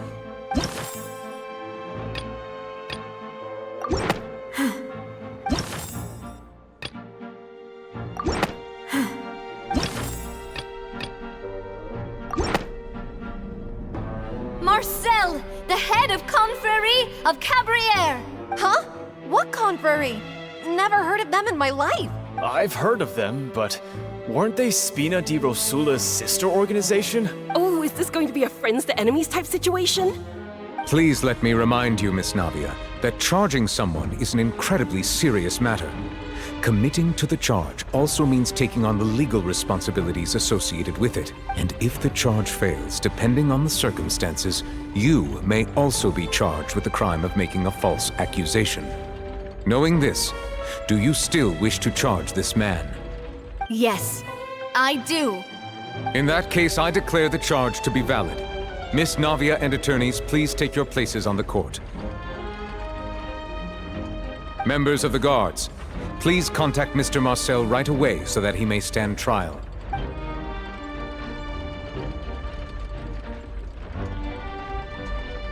Mr. Marcel, you will not require an attorney. Is that correct? Apologies. It all just happened so quickly. I still haven't figured out what's going on. I think an attorney won't be necessary. This is probably just a misunderstanding between me and Navia. Very well. In that case, since both sides have now arrived, Miss Navia, please present your charges. I would like to take everyone back to 3 years ago, to the case of Callus the Unfaithful. Only through elucidating what really happened in that case can we connect all the dots for the serial disappearances case. Navia, do you really think that I was the one who killed your father? Come on, why would I do that? Callus was my benefactor, and remember both you and I only ran to the scene when we heard the sound of a gun. If that's enough to make me a suspect, wouldn't that make everyone at that banquet a suspect as well? I think there's no point in getting into the specifics right now. The audience doesn't even have the big picture yet. Even I'm struggling to remember some details of that case. Exactly correct, Your Honor. I must refresh everyone's memory about that case before I can explain my charge and reasoning. I see. In which case, I will recount the findings about that case as originally recorded by Maison Gardiennage.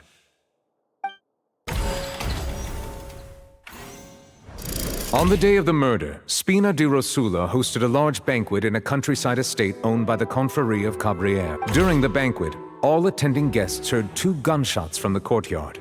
When the guests arrived at the scene, they found the primary suspect, Callus, holding a gun, while his acquaintance, Jacques, lay dead from a gunshot. The guards' investigation did not recover any other firearms from the scene. As a result, they concluded that the suspect's first shot must have missed, while the second must have taken Jacques' life. The suspect did not dispute this conclusion, and also declined to defend himself in court. Instead, he chose to prove his innocence through a duel. Callus was defeated by champion duelist Clarande in the ensuing duel, and soon succumbed to the injuries. These are the known facts about the case. The one with the motive to kill was Jacques, not my father. And even so, Jacques still had no reason to pull the trigger. In truth, the third person shot Jacques first, and was shot in turn by my father when my father seized the gun from him. After that, the true culprit turned the third person into water, erasing all traces of him from the scene. Thank you for the summary, Your Honor. Of course, the guard's conclusion appeared quite sensible to us at the time. However, we should revisit the case now that we've gained new information about the abilities of water from the primordial sea.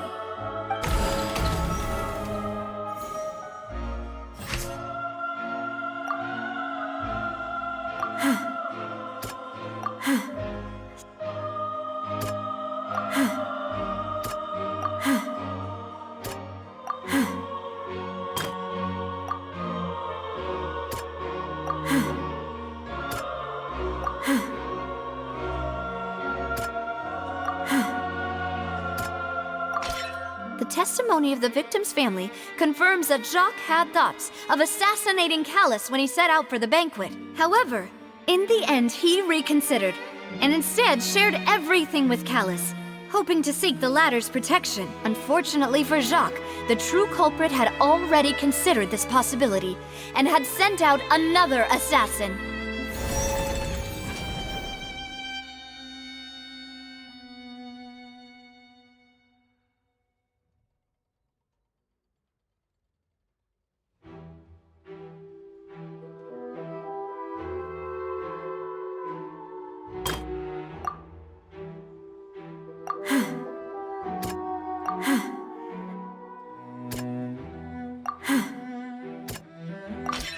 This assassin first shot Jacques, then turned to shoot Callus, only for Callus to wrestle the gun from him and kill him instead.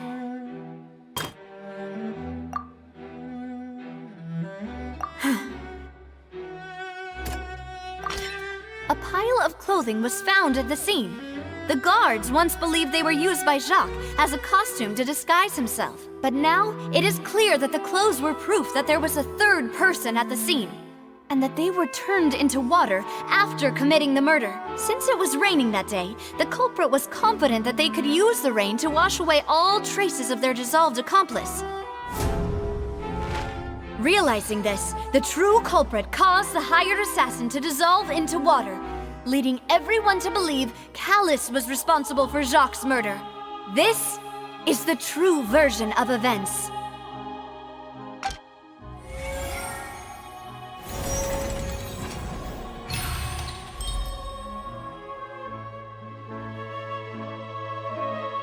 So that's what happened. Wait, you're telling me something as dangerous as water from the primordial sea has been used for all these years? What a great theory. It also explains Callus's and Jacques' respective motives. I guess they didn't shoot each other after all. Mr. Marcel, you are the one being charged with the crime. You should provide a rebuttal if you wish to prove your innocence. But I think I agree with everything Navia just said. In fact, there was nothing in her speech that directly implicated me. Then, may I ask some questions? my opinion, we primarily need to determine two things. One, do you have the evidence to back up your claims? I'm afraid not. At least not at this very moment. Boo! If you don't have any evidence, you should just go— I may not have the evidence with me, but I know where I could go to collect it. If we look up the deserted clothes against a record of people who went missing around the same time, we should be able to find a match. Considering the serial disappearances case, the guards probably kept careful records of all missing persons from around that time, regardless of age or gender. That makes sense to me. Monsieur Neuvillette, I would consider this to be a reasonable investigative direction. Why do I feel like Farina's acting a little differently today? Maybe she's scared of embarrassing herself again? Alternatively, she's become more diligent after charging an innocent citizen in the last trial. My second question has to do with the ensuing duel. If the truth is indeed as you described, then why didn't Mr. Callis explain himself in court? If he had testified that a person had been dissolved, he could have at least mounted a defense. I've thought about this too, and the answer is actually pretty simple. He felt there were things that were more important to him. The dissolving power of water from the primordial sea is an important secret for the true culprit of the serial disappearances case. My father could have exposed it for all to see, but he chose to take it to the grave. At that time, Spina di Rosula was in dire straits, and his reputation had already been shattered. He had no guarantee that going forward with the truth would allow the culprit to be brought to justice. What was certain, however, was that it would paint a gigantic target on my back. Boss once told me that Demoiselle had already been selected as the next target of the serial disappearances case. What? If the secret had gotten out, the culprit would have fought an all-out war with Espina right there and then. I wouldn't have been the only one in danger. All of us would have stood to lose our lives. Of course, the guards might eventually figure out the truth of the matter and determine that we were in the right. But what good would that do? How can a hollow verdict protect anyone? Had this opera house ever given my father any kind of confidence in its brand of justice, Spina di Rosula would have had no reason to exist. But by staying silent, we retained the ability to deter our opponents and continue the stalemate. I was able to become Spina di Rosula's president, which made me harder to target, as well as giving me more time to grow and learn. And once I have figured out the truth and stepped up to the challenge, I will do what this opera house cannot, and restore my father's truth and honor back to him. So, you mean to say, your father intended to die in the duelist's ring? That's right. Do you have any proof? Of course. All you need is to ask his opponent, Clarand. I don't need your apology, your guilt, or your support from the shadows. You don't have to do anything for my sake. But since he entrusted his will to you, Clarand, you should tell us the truth about his sacrifice. So, during the duel, did you believe that Callis was intending to die? Yes, I did. As a champion duelist, I've fought many battles and taken a countless number of dishonored lives. In my line of work, I've seen all kinds of people give their all for the faintest hope to continue living. Some were determined, others passionate, and some even manic and twisted. Just one look and I can tell if a duelist is hoping to live or if they're looking to die. I hereby swear on my name and honor as a champion duelist that Mr. Callis never intended to leave the ring alive. Since that's your testimony, I have no more questions. It appears there really are good grounds to reopen this case. I concur. However, Miss Navia, you still have not explained the link between your father's case and the serial disappearances case. Right? What she said was fascinating, but kind of beside the point. Wait, Weren't they just talking about the serial disappearances case? Of course, Your Honor. The two cases are connected via a matter of timing. In my father's case, the culprit intended to kill both Jacques and Callus. As a result, they planned to act after hearing 2 gunshots. And at the end of Linny's trial, the culprit also only dissolved the victim in front of everyone because they realized they were at risk of being identified.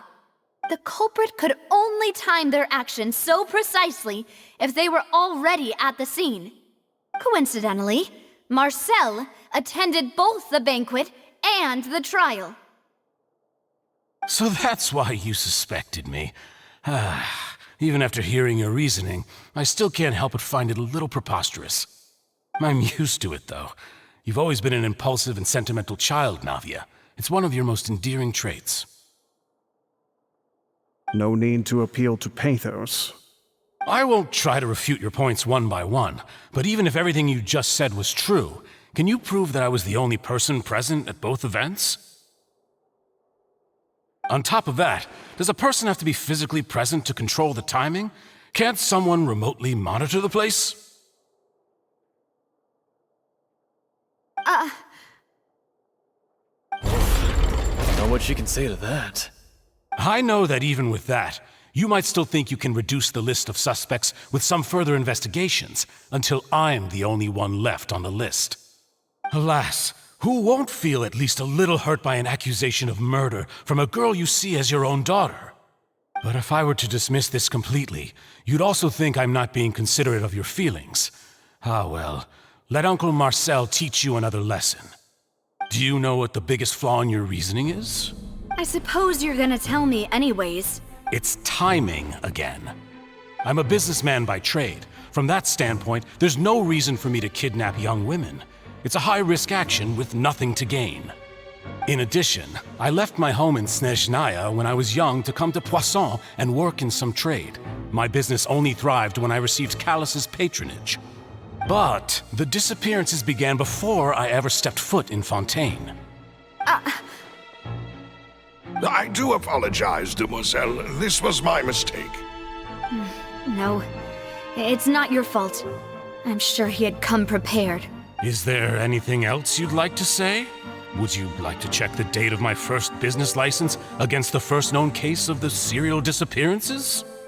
You can also take a look at my border entry records, or ask my friends and family when I left Snezhnaya for the first time. Could those records and testimonies do something to appease the unspeakable anguish in your heart? Seems like she got the wrong guy. At this rate, Navia will be convicted for falsely accusing him. I think you've done a superb job of dissecting your father's feelings as he neared the end of his life. But aren't you going against all of his wishes and expectations right now? He wished for you to become more rational, collected, and conscientious, instead of dwelling only on your own feelings. Once you've learned to be more considerate of others' feelings, and to stop rushing headlong into things, you'd have met most of his expectations. This isn't just about me, and it never has been. The biggest difference between me and the rest of the victims is that I still have the ability to search for the truth, while that same agency has long been taken from them. The people whose families were destroyed by synth abuse, the people who lost their loved ones to the serial disappearances, and the people who suffered tragic ends due to their sense of justice. Many people's images are flashing before my eyes. I'm sure some are coming to those of you in the audience as well. And whose image do you see, Marcel? Is it a man named Vacher? Oh, so you do know that name. I'm merely surprised you'd suddenly say the name of someone I've never even heard of. I was waiting for you to say that.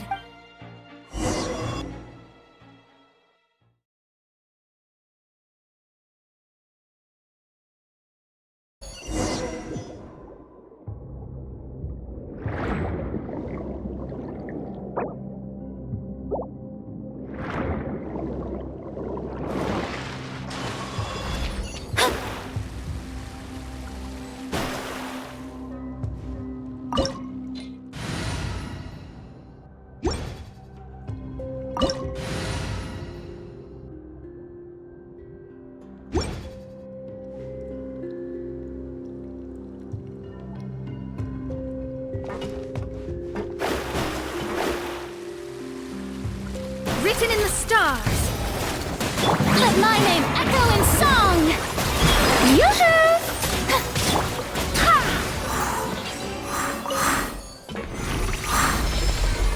Whoa! The floor is going up! Is it because of this mechanism in the middle? That guy really prepared a lot of stuff for this place.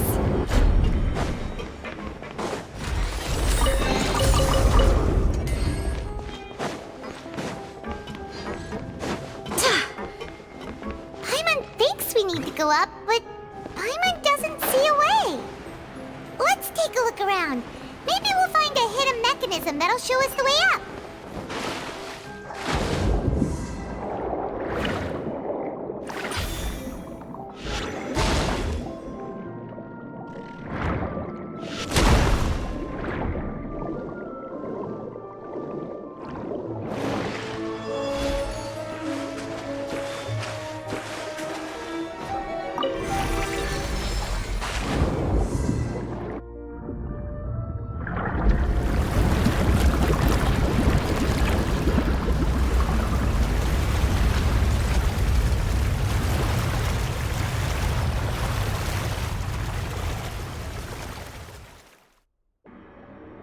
The water level is rising! Now we can swim to the top! But this is still a ways away from where we need to go.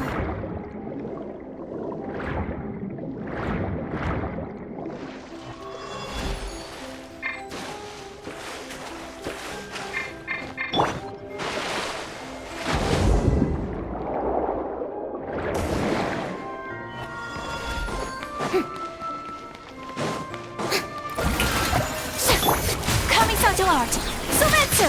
My apologies!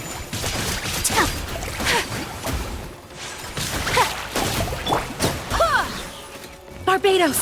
Guide us!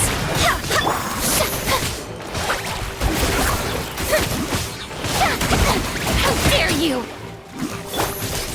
Take flight!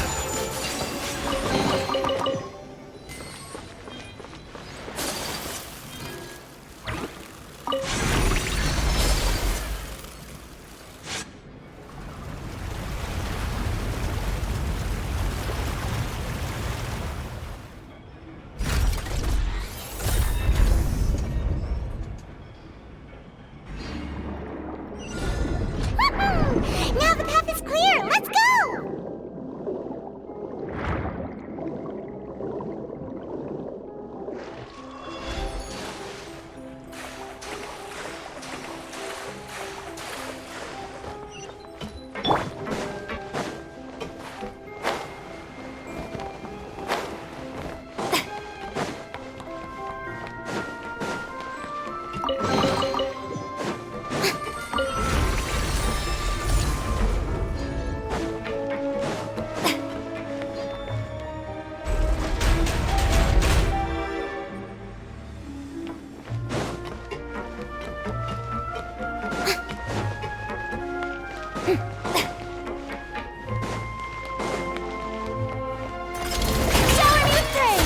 Decided by destiny!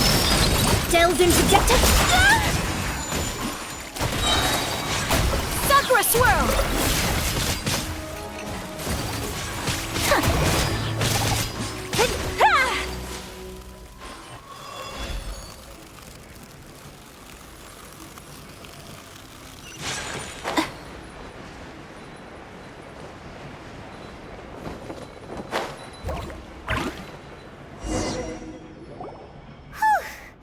After all that, we finally made it to the innermost sanctum. Though, as expected, the mastermind isn't here.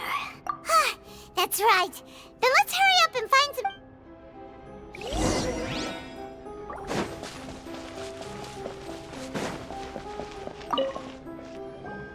Whoa! There's so much synth here! And so many bottles of ingredients that probably just contain the... Mixing in progress. Ready to drink? Stock sample? Huh. Whoa! There's even fruit-flavored synth? Yep, it's super obvious.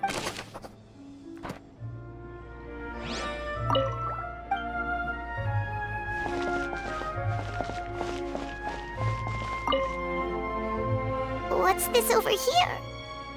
Looks like some kind of place for research. Experiment number 16 aims to verify Jacob Ingold's research conclusions on the primordial sea and use his theory as a foundation to achieve a breakthrough.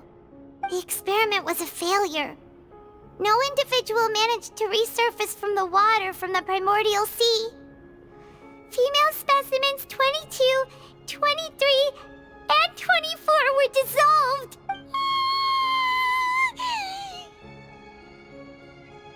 Sorry, Traveler. Paimon will try her best. It's just that Paimon's never read something so scary before. How could someone write something that terrible in such a matter-of-fact tone? You read the rest. Paimon's too scared to keep going.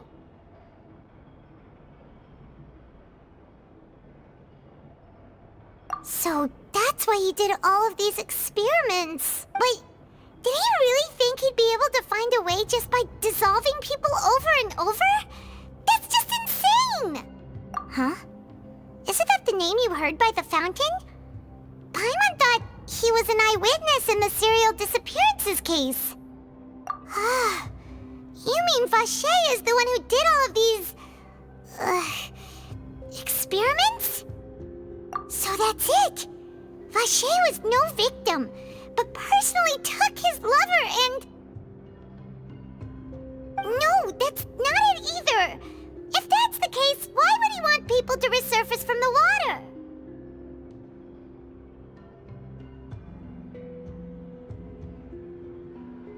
In any case, Paimon will write it all down.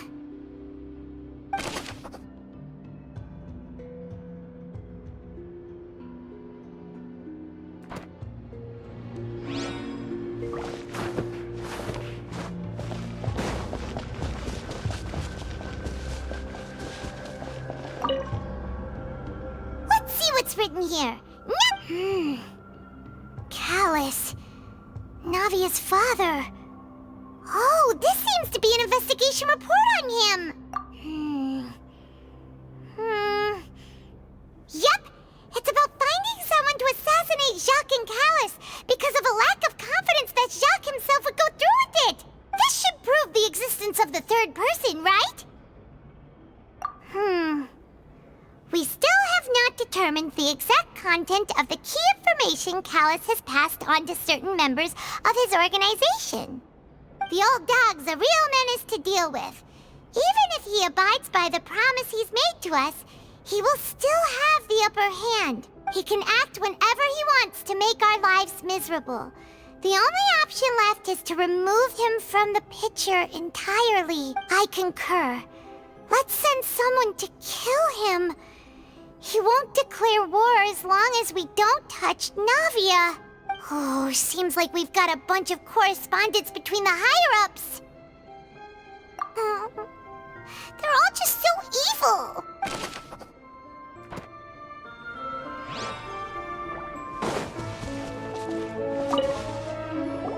Oh, look!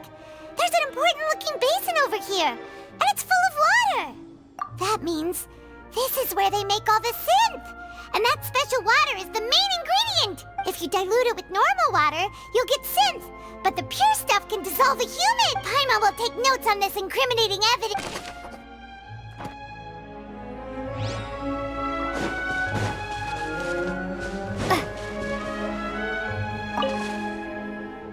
What's all this? Pink accessories, a hair tie, a necklace, even a makeup box. Oh. Paimon sees it too, but why are all these cute things labeled with different girls? Huh? You mean the girls from the serial disappearances? They were brought here, and then they were turned into water, and all the boxes of things. These names. That means... Oh, this is terrible! We've looked at almost everything here, and it seems like our theories were spot on. But, yeah, we haven't found anything that reveals his true identity. No wonder even Neuvillette wasn't able to find anything. Whoever it is probably destroyed everything to do with that name a long time ago. That That way, even if we bring all this back to the opera, we won't be able to identify the true culprit. Sure thing. Paimon won't admit defeat to this guy either.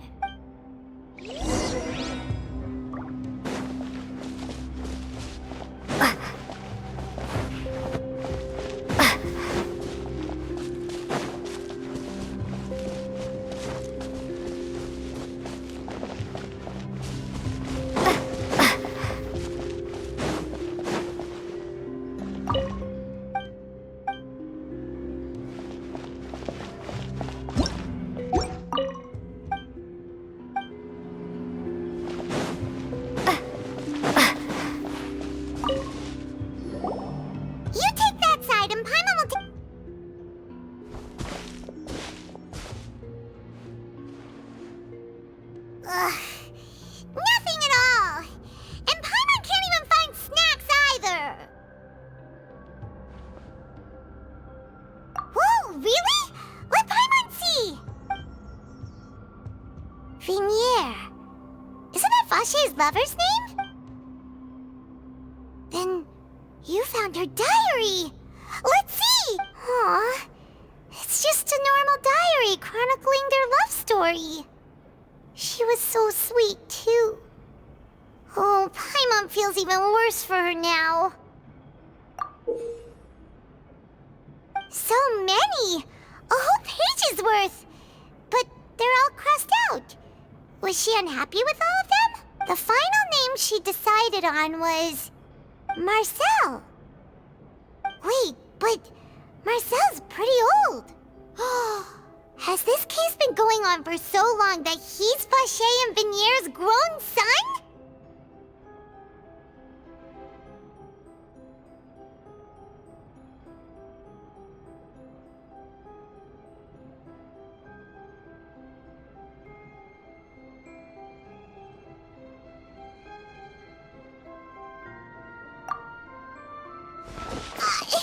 Hey! Paimon still hasn't figured it out.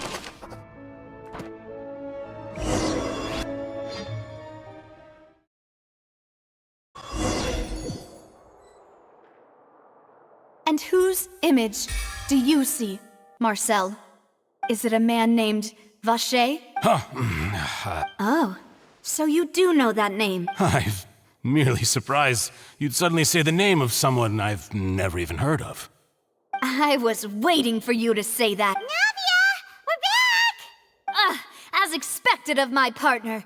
I just knew you'd return in the nick of time. Just how often do you intend to flout the rules of this court? It's all right, Monsieur Neuvillette. Given their confidence, I expect they've found the crucial evidence.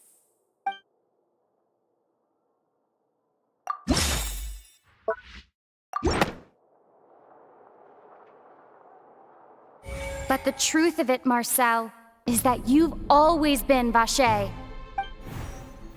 Huh? We've investigated your lair and we already know everything! After your lover, Vinier, was dissolved, you kept abducting young women to experiment on the hopes of bringing her back to you! You even created Marcel as a new identity and destroyed all records of your past as Vache! So that's it. Even the villains in opera performances rarely go that far. And with that, Marcel's motive has now been established. This information regarding your past also dismantles your prior timing defense. Well, Marcel, do you know where you went wrong? You fixated your gaze on the lover that passed away, instead of paying attention to the living people around you. So, you never noticed how we changed, or how we grew as individuals. You also never understood Boss's real expectations for his daughter. Or our determination to see things through. Your determination. Mr. Marcel, please speak up now if you would like to defend yourself. Otherwise, the trial will move on to the next stage. Do you really think I wanted to do any of this? Pay attention to you? What for? Have you ever paid attention to me? Ever empathized with my pain? Ever known how it feels to watch the love of your life dissolve right in front of your eye? No one helped me. No one even believed me. All those decades ago, even the officers from the Maison Gardiennage were laughing at me. They said there's no way a human being can turn into water. So I must have gone mad from grief. Vignier's death was brushed away by all of you as if it didn't matter at all. Well, now you know, don't you? Ha! Well, it's too late now. All those who were dissolved are gone forever. You only have yourselves to blame. You set up this ornate opera house in pursuit of your so-called justice, your beloved drama, while turning a blind eye to the suffering of the people. Vignier is dead. We promised each other that we would always be together. Wherever she goes, I will follow, but I'm not from this blasted place. So I can't be dissolved, no matter what I do. Hey, is that water from the primordial sea that he's drinking? I can't dissolve! Can't dissolve! Can't dissolve! Do you all see? I can't go, I can't follow. So if I can't go where she is, what choice do I have but to try to bring her back? I did all of that, and in the end, that accursed Callus still got the better of me. I spent my entire life living on pins and needles, only to get stabbed by his idiot daughter at the very end. The suspect is exhibiting signs of mental distress. Guards, please restrain him. Don't touch me! Don't anybody come near me. I still need to save Vignier. A promise. We made a promise. Vignier. Vignier. Please, Vignier. Don't think badly of me. All I want to do is fulfill our promise. At this point, the verdict of this trial is clear. With Mr. Marcel's conviction, the charges against Mr. Tartaglia no longer have any basis. Fine by me. I was in a bad mood, but after a show like that, I'm actually feeling pretty good. Traveler, please submit all the evidence you have collected to the guards, so that I might review and summarize the truth behind the serial disappearances case. The man now known as Marcel was originally named Vacher and worked as an adventurer with his partner and lover Vignier. During an underwater expedition, Vignier accidentally came into contact with water from the primordial sea and was dissolved in front of Vacher as a result. Vacher learned of the primordial water's existence through the work of others and began to kidnap young women for research, with the goal of discovering a method to restore Vignier back to life. To cover his tracks, he invented the new alias of Marcel and began to operate a business in Poisson. During the course of his research, Vacher discovered that a diluted concoction of water from the primordial sea can induce feelings of euphoria, and began to manufacture and market synth. However, as he accumulated wealth to fund his continued research and expanded the scope, he came into conflict with Spina di Rosula. After exchanging blows with Spina di Rosula for many years, Vacher decided to assassinate their president Callus at a banquet. Although the assassination did not go as Vacher expected, he was able to turn Callus into the murder suspect by dissolving the assassin he sent to the scene. And just recently, Vacher attempted to frame Linny as the culprit of the serial disappearances case, using a similar method. However, his attempt to frame Linny failed, and the power of water from the primordial sea became public knowledge. This case also exposed enough of Vacher's machinations that he was eventually successfully charged in court. Thus concludes the enigmatic history of the serial disappearances case, with the truth revealed to all. The Oratrice will now deliver the final verdict regarding the charges against Mr. Vacher.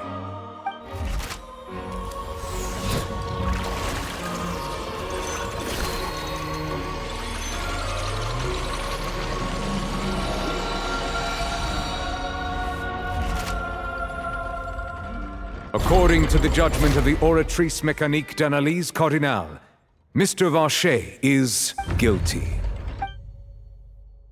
Guards! Take Vacher away.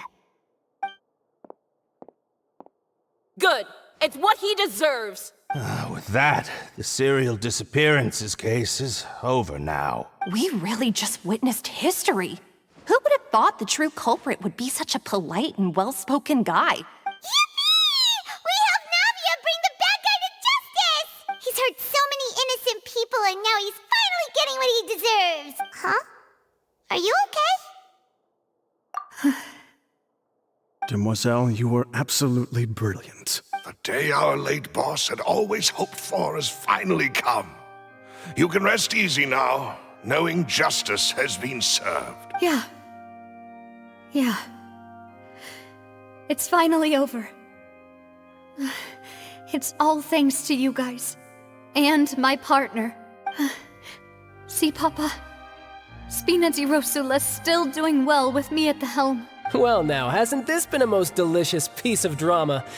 The villain has been caught, justice has been served, past wrongs have been righted, and it's a big ol' happy ending. Since it's been such a great show, I'll just let the false accusations against me slide. Either way, I've still got some business to attend to. So, if you'll excuse me... Please wait just one moment, Mr. Tartaglia. Ugh, what now? None of this has anything to do with me. According to court protocol, since this trial was initiated due to a charge against you, a verdict must also be made regarding the initial charge before the trial can conclude. Oh, come on. Is this really necessary? Haven't you already caught the real criminal? Isn't it time for side characters like me to exit stage left? Please respect the laws of Fontaine. This has always been the rule. All right, but this sure is a lot of hassle. All I need to do is stand over there, right? Let's just get this over with. Through evidence presented in the public trial that was just held, it has been established that Mr. Tartaglia has no direct connection to the serial disappearances case. The guilty party has been identified, and thus it is logical to suppose Mr. Tartaglia is innocent of the charges. We now turn to the Oratrice Mécanique d'Analyse Cardinale to render the final verdict on the charges. According to the judgment of the Oratrice Mécanique d'Analyse Cardinale, Mr. Tartaglia is guilty. What? Hey! That's not funny! Didn't you just say I'm supposed to be innocent? What's with this verdict? Is your justice machine malfunctioning? Huh? This has never happened before. The Oratrice actually returned a different verdict from the Chief Justice. I mean, have you ever heard of an innocent Fatui Harbinger? Do you think the Oratrice might have just convicted him on general principle? But weren't the charges about the serial disappearances case? No matter what else he's guilty of, it shouldn't affect the verdict in this case, right? The judgment of the Oratrice Mécanique d'Analyse Cardinale is, by law, the final verdict of the court. We must accept the guilty verdict. Guards, please take the suspect into custody per court protocol.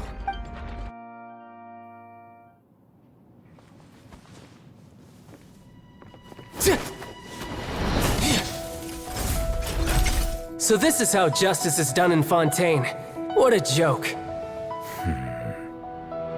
You've got your rules. Well, I've got mine too!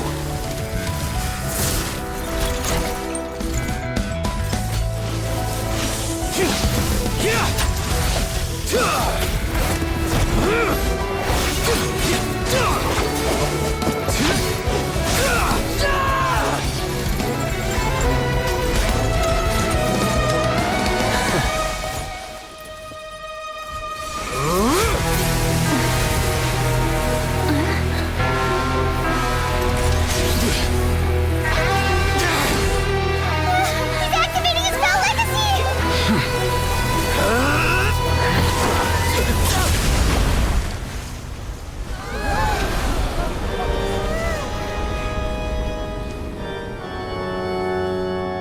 I am sorry. If you have been wronged, we will find the truth. But the rules of the court must be upheld.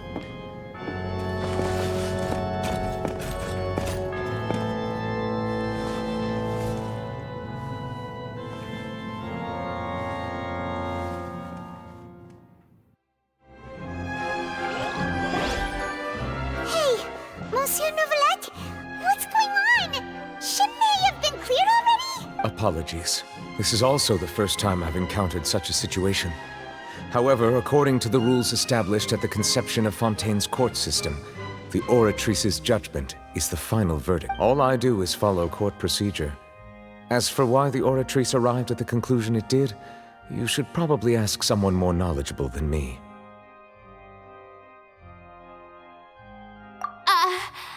Why are you looking at me? I had nothing to do with it! I don't know what happened there either! Hey, stop staring at me! What does Lady Verena mean by that? She says she has no idea either? But that's impossible. Didn't she create the Oratrice herself? Yeah, so are the verdicts reliable or not? Can results like this really be called justice? My dearest citizens, did you really think we'd allow an incorrect verdict to be handed out in this court? Did you really believe that the judgment could be mistaken or be the result of some sort of random mishap? Don't tell me you thought even I had been blindsided by the Oratrice's result. But the way she looked just now, it was pretty obvious she had no idea what was going on.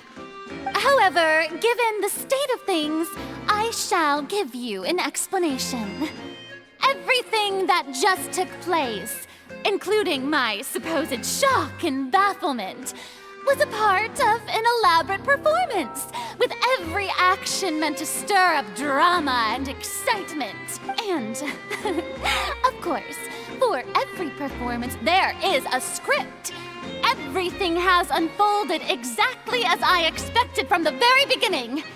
As the embodiment of the very concept of justice, the Oratrice shall never render an arbitrary judgment! If you thought Child had nothing to do with the serial disappearances case, it is only because you've been blinded by the superficial appearance of innocence. Everything he's done, not to mention the danger he poses, are beyond ordinary comprehension and completely unforgivable! All shall be revealed in time. You will come to understand my noble intentions, as well as the absolute correctness of the Oratrice's verdict. Now, having said that, although I hate to leave things hanging in suspense, it is now time for this performance to end. As the lead actress, I shall be the first to take my leave. Toodaloo! So she chose to make her escape after all, did she? So you're saying we shouldn't put much stock into what she just said? She probably just put on that performance to save face. As for the truth, it's unlikely that she actually has any idea. However, please be assured that I will continue to investigate this case in a personal capacity. Just as I promised, if the judgment has been incorrect, we will do our utmost to clear his name. All right. Even though we feel pretty badly for him, we'll take your word for it for now. After all, he's done plenty of bad stuff, so he should have known he'd go to prison someday, right?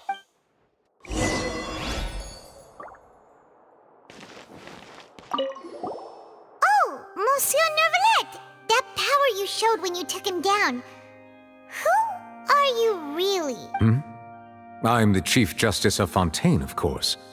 If officers of the law lack the strength and capability to enforce it, then it makes a mockery of justice.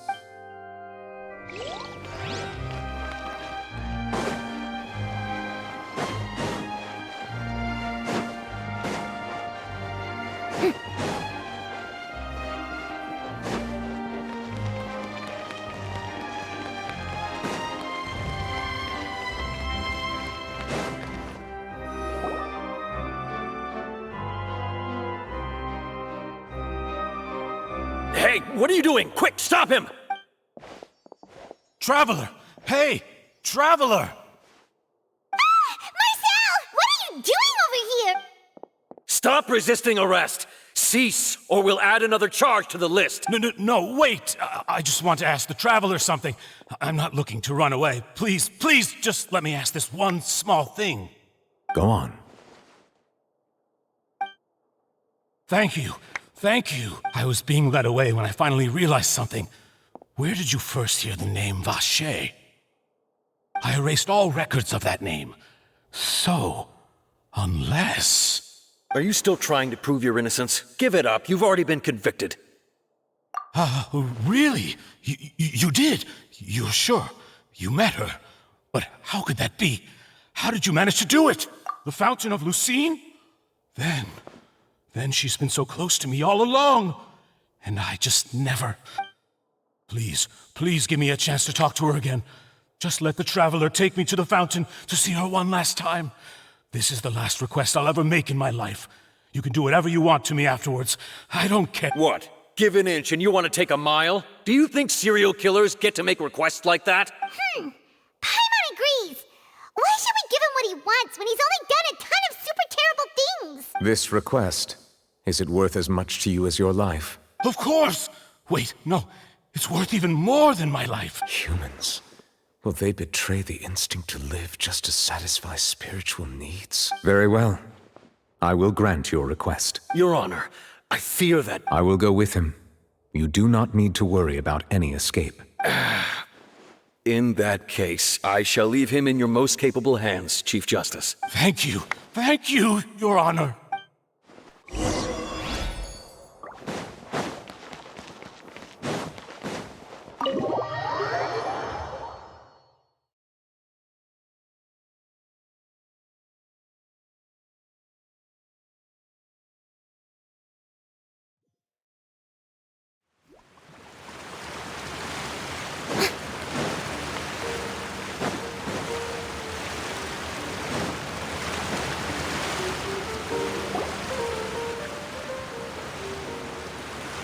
Is this the place?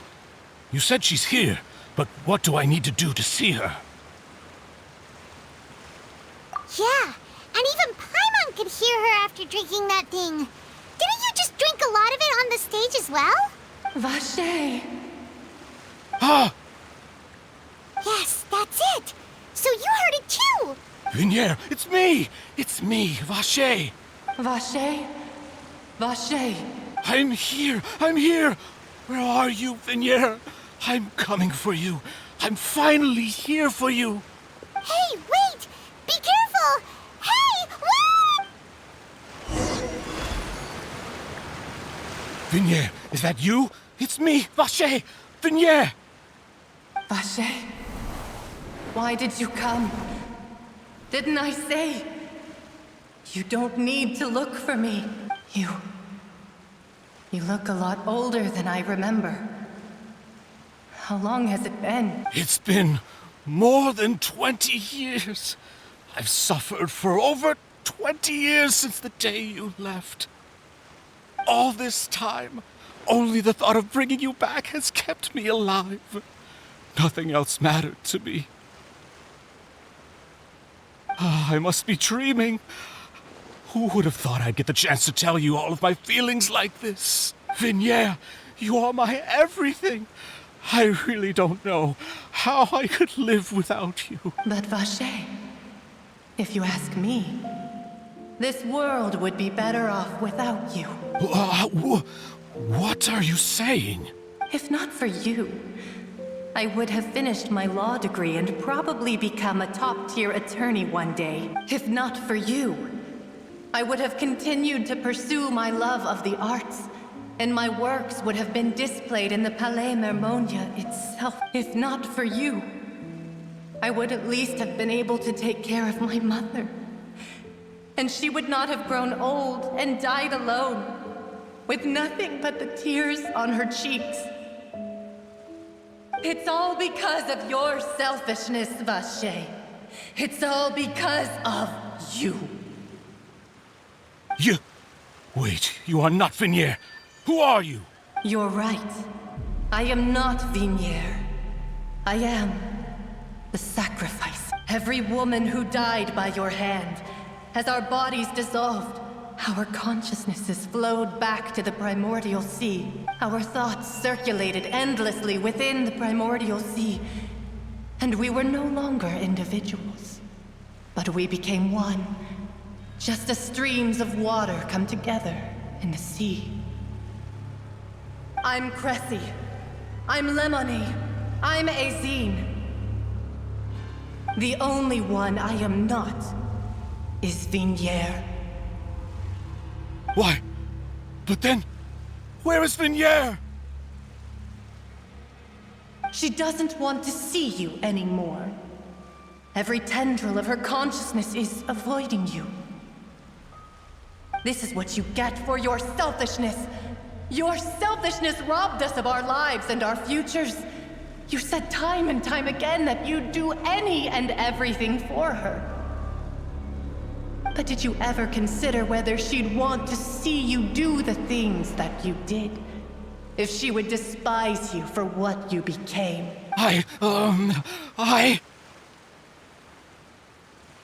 You are a liar, a heartless murderer, and a cowardly narcissist.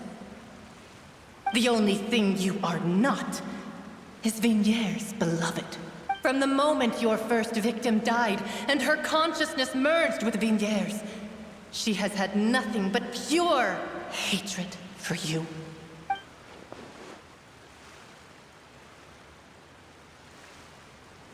No!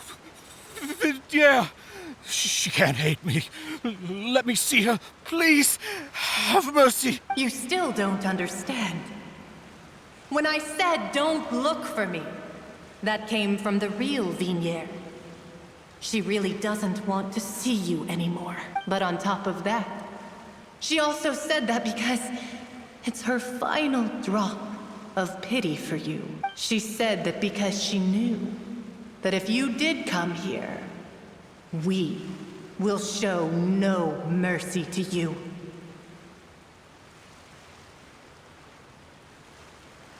Vache. Vache? Vache.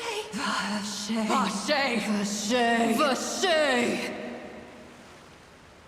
Drown.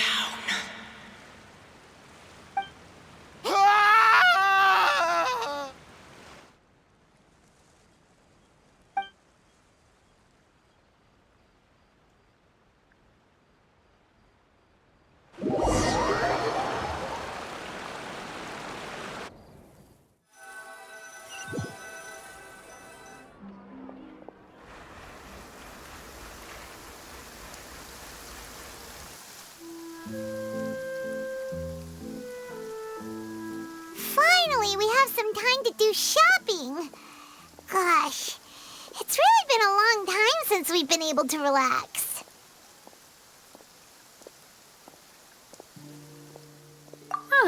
Well met, partner. I knew something great was going to happen when I woke up in such a good mood today. Even this weather can't put a damper on the demoiselle's mood. It's a pleasure to see you both again. Oh, hey, Navia! It's been a few days. Paimon's already started to miss you. Oh, now that I believe. I'm easy to work with and always bring home the bacon. Who wouldn't treasure having a partner like me? Sounds like you're really enjoying life these days, Navia. What have you been busy with since the trial? It's just been one thing after the other. I've been making non-stop trips between Poisson and the courts in Seine. Everyone from Spina di Rosula organized a memorial for my father.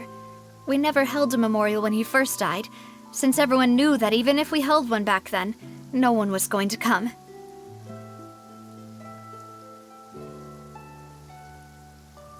This time, though, everyone in Poisson, and even many people from the court, all attended. So his name's definitely been cleared now. That's what we like to hear. It's been the dearest wish of Demoiselle all along. That blasted stubborn fool. I was right to put my faith in him. I'm so glad I didn't give up on the case all those years ago. Oh, by the way, I ran into Charlotte just after I left the memorial service. Well, maybe it'd be more accurate to say I knew she would be there, and there was no way she'd just let me go. Huh? So you know Charlotte too? The Charlotte? Journalist from the Steambird? Yeah, way back when I first became the president of the Spina di Rosula, she was all over me. Wouldn't take no for an answer. I believe the story was called The True Heart of Darkness, Secret Tales of the Yellow Rose. To be fair, though, it was a really flattering feature. So, we've been on pretty good terms ever since. She was trying to lean on our friendship to get me to do an exclusive piece on the serial disappearances case. Oh yeah, she told us about that. She's always been super interested in that case, so now her wish has finally come true too. Anyway, I told her to make sure that when she writes about you guys entering the opera house with the critical evidence, that you both sound really cool. Now that's another thing to look forward to. We trust Charlotte's skills with a pen for sure. Oh, and in other news, I also took Clarand out for a meal. Oh, are you two on better terms now? While you were investigating Vashay's headquarters, Clarand gave testimony on my father's behalf.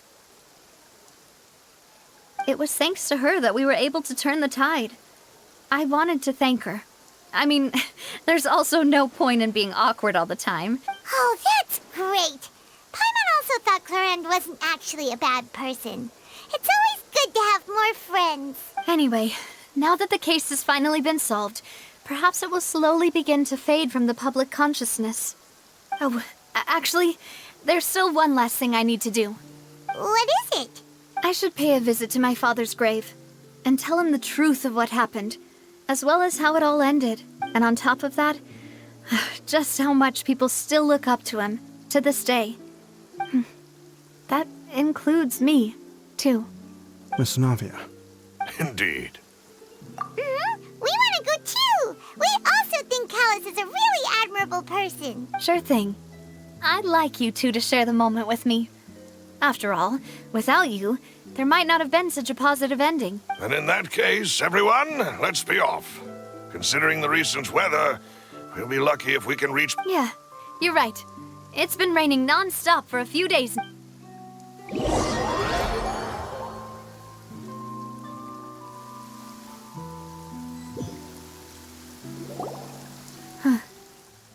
This is where my father's grave is. Should be Huh? There's someone there already. Wait. That figure... Isn't that Neuvillette? Why would the Chief Justice be here? Huh? Navia? My apologies.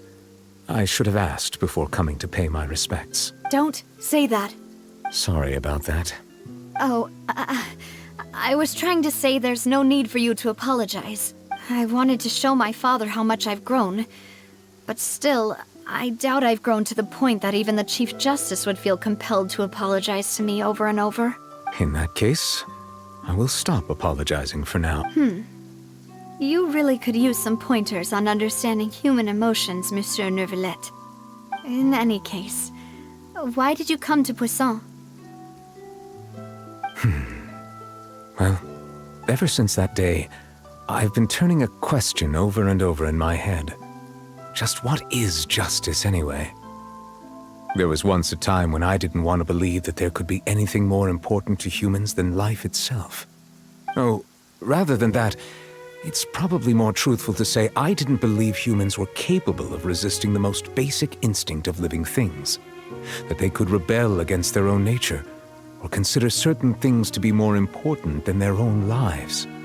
Which is also why I didn't stop your father from beginning that fateful duel. I believed that a truly innocent man would never throw away his life like that. That there was nothing, should have been nothing more important than one's own continued survival. But Mr. Callus proved me utterly and decisively wrong. If not for his sacrifice, the serial disappearances case would have remained unsolved to this day. Mr. Callus made the choice he did for his daughter, for his associates, and for many people completely unrelated to him. And in the end, from a certain perspective, one could say that he did it all for the sake of justice. A justice that's higher than life itself. So, you asked me why I came here. I just wanted to say my apologies to Mr. Callus in person. I should have noticed all of this much sooner. This regret has filled me with a sadness that has haunted me for days. That high and mighty chair in the Opera Epiclese indeed insulates one from many important things. Spina di Rosula, thank you so much for your hard work and perseverance. I'm sorry for being mad at you before. So, you're actually one of those types that's cold on the outside, but pretty thoughtful on the inside, huh? That reminds me of Silver, one of my guys. Sorry about that. Self-expression is not one of my strong suits. Didn't I just say you don't need to apologize? Ah, so Navia and Neuvillette seem to have made their peace as well. Let's not disturb them for now. We can wait till after they're done.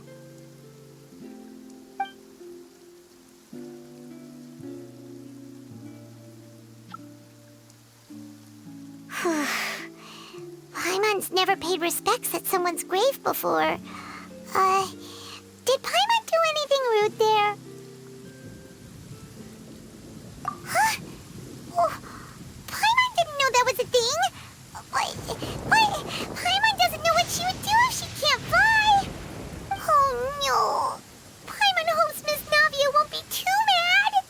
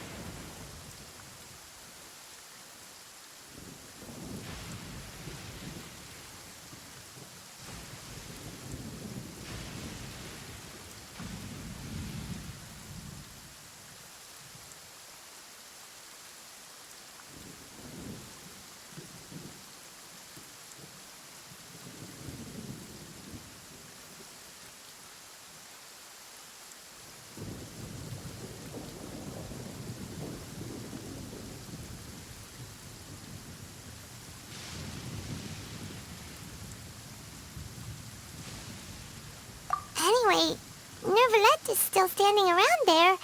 It's not often that we can catch him alone like this, so why don't we go talk to him for a bit? If we can't talk to Lady Farina, we can at least talk to him, right?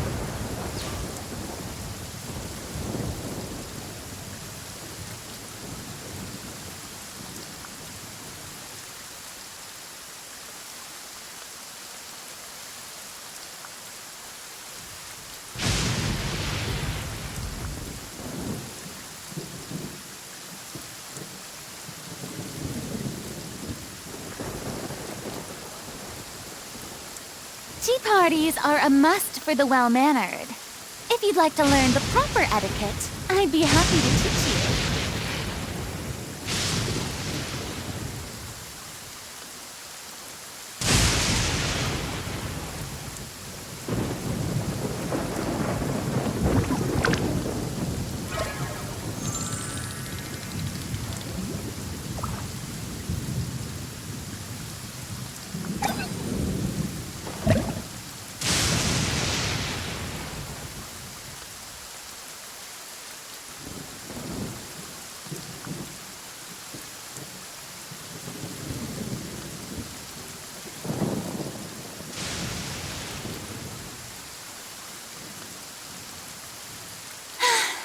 Being too popular can be such a hassle.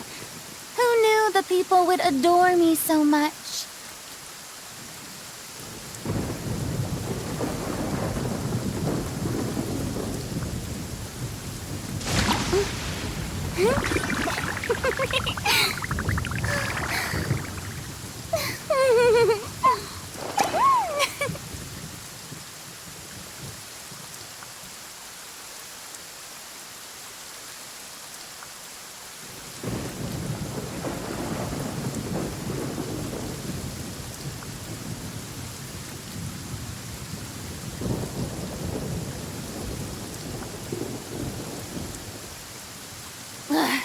Boring. Isn't there anything else more interesting to do?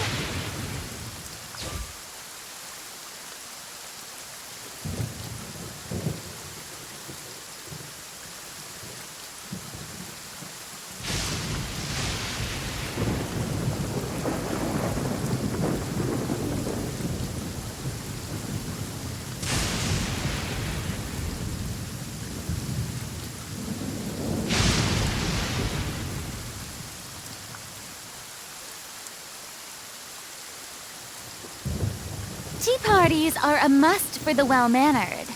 If you'd like to learn the proper etiquette, I'd be happy to teach you.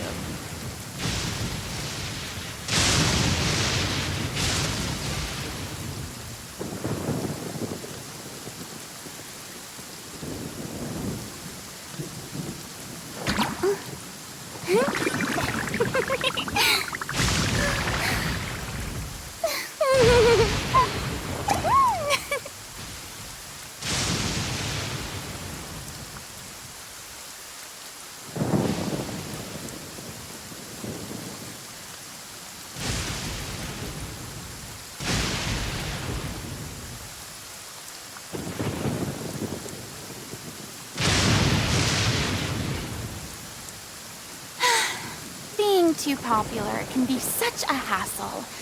Who knew the people would adore me so much?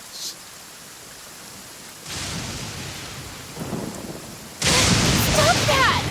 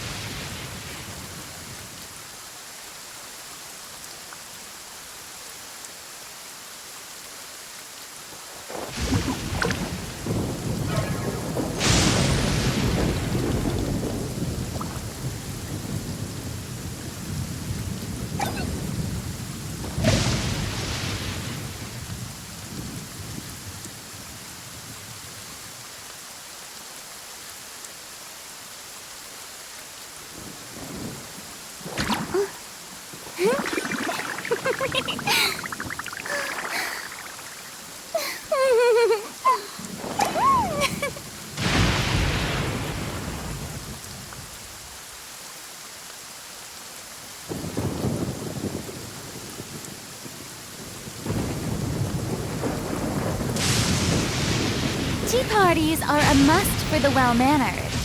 If you'd like to learn the proper etiquette, I'd be happy to teach you.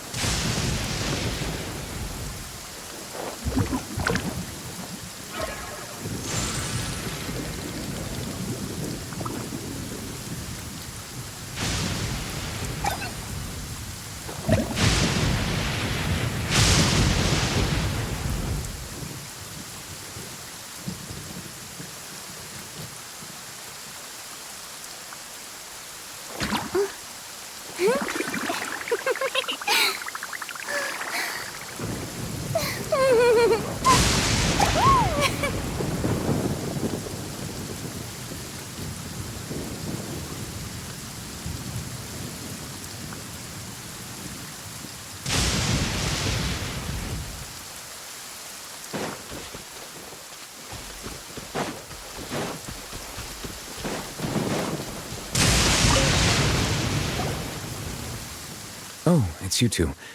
Did Miss Navia invite you to come pay your respects to her father? We ran into Navia on the streets today, so we just followed her here. I see. Then is there something that I can help you with? Well, it's pretty hard to run into you like this, since you're usually super busy. So we figured we could try to ask you a few questions, if that's okay. Please feel free. Though outsiders, you helped us solve one of the greatest mysteries in Fontaine, and it would be my pleasure to return the favor. So, at court, the bad guys referred to that special water as water from the primordial sea, but what is it really? Truthfully, that name is already quite accurate. I can only surmise that Vacher and his ilk only learned of its nature and existence after extensive research. There used to be a special sea on the surface of this planet. The nature of its seawater was rather different from that of the sea we know today. Most of Tevat's life forms were first born in that special sea. You could say it nurtured much of the life on this planet. Huh. So it really was where everything began. It makes sense to call it primordial, then. But today, the primordial sea no longer exists on the planet's surface. What Vacher discovered must have been some kind of special case, or a remnant from a truly ancient age. Huh. So that's how it is. Oh, you really know everything, Monsieur Neuvillette. But if that's the case, then why would people, at least people from Fontaine, dissolve in that kind of water? Indeed. Why would the primordial sea, which was known to engender and nurture life, suddenly reverse itself and devour life instead? To be frank, that also doesn't match my understanding of this world and its laws. There must still be some unknown secrets around the people of this land.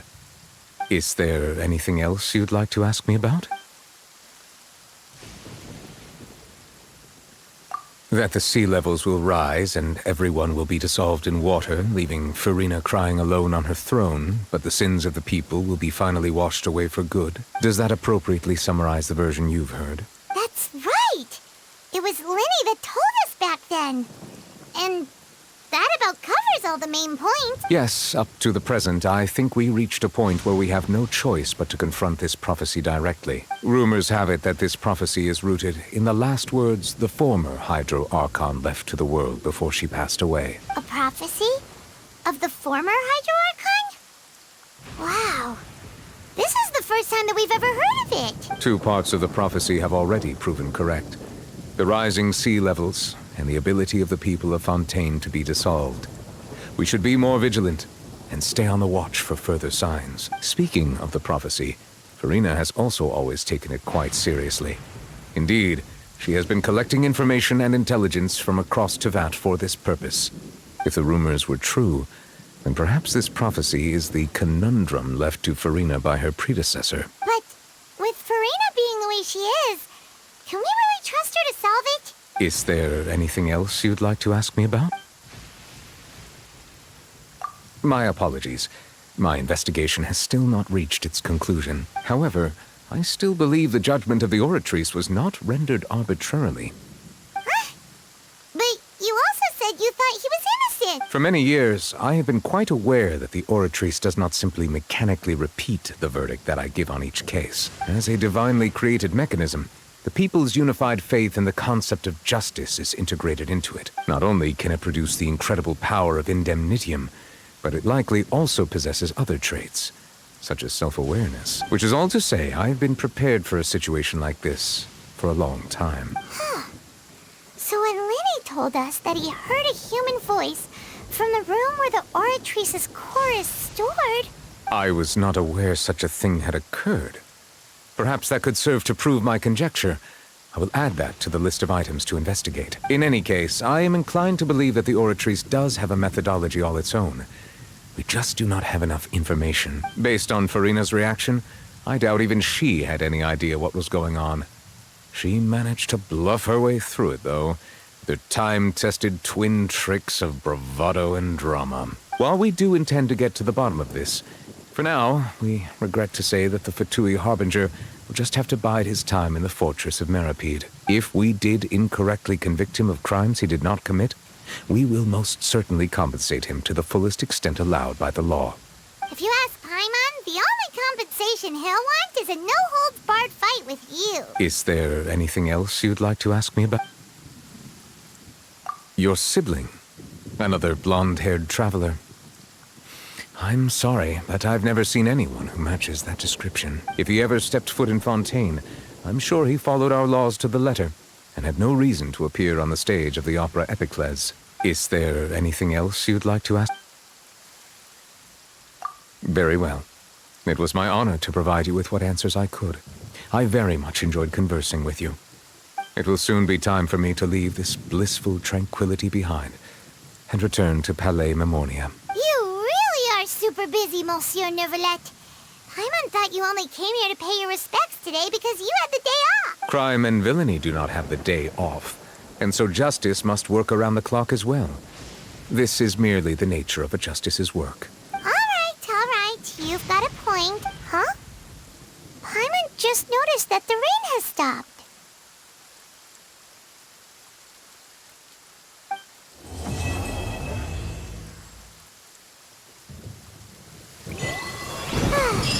You know, we've been walking around for a while now. Why don't we go back to the Spina di Rosula base in the court of Fontaine and have a rest? Navia said something about having a place ready for us there. Didn't she? Come on, let's go!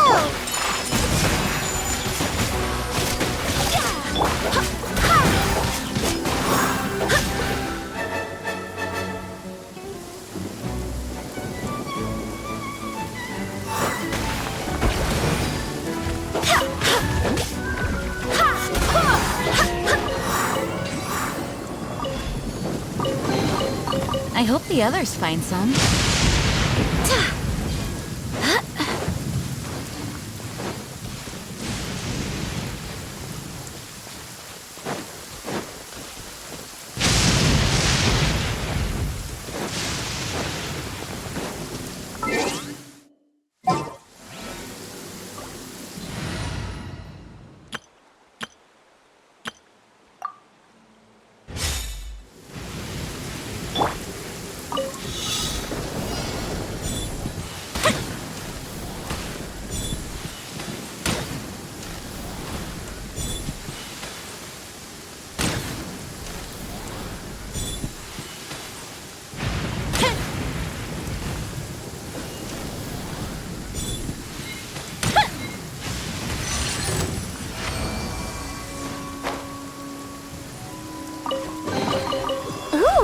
we find any firework materials in here?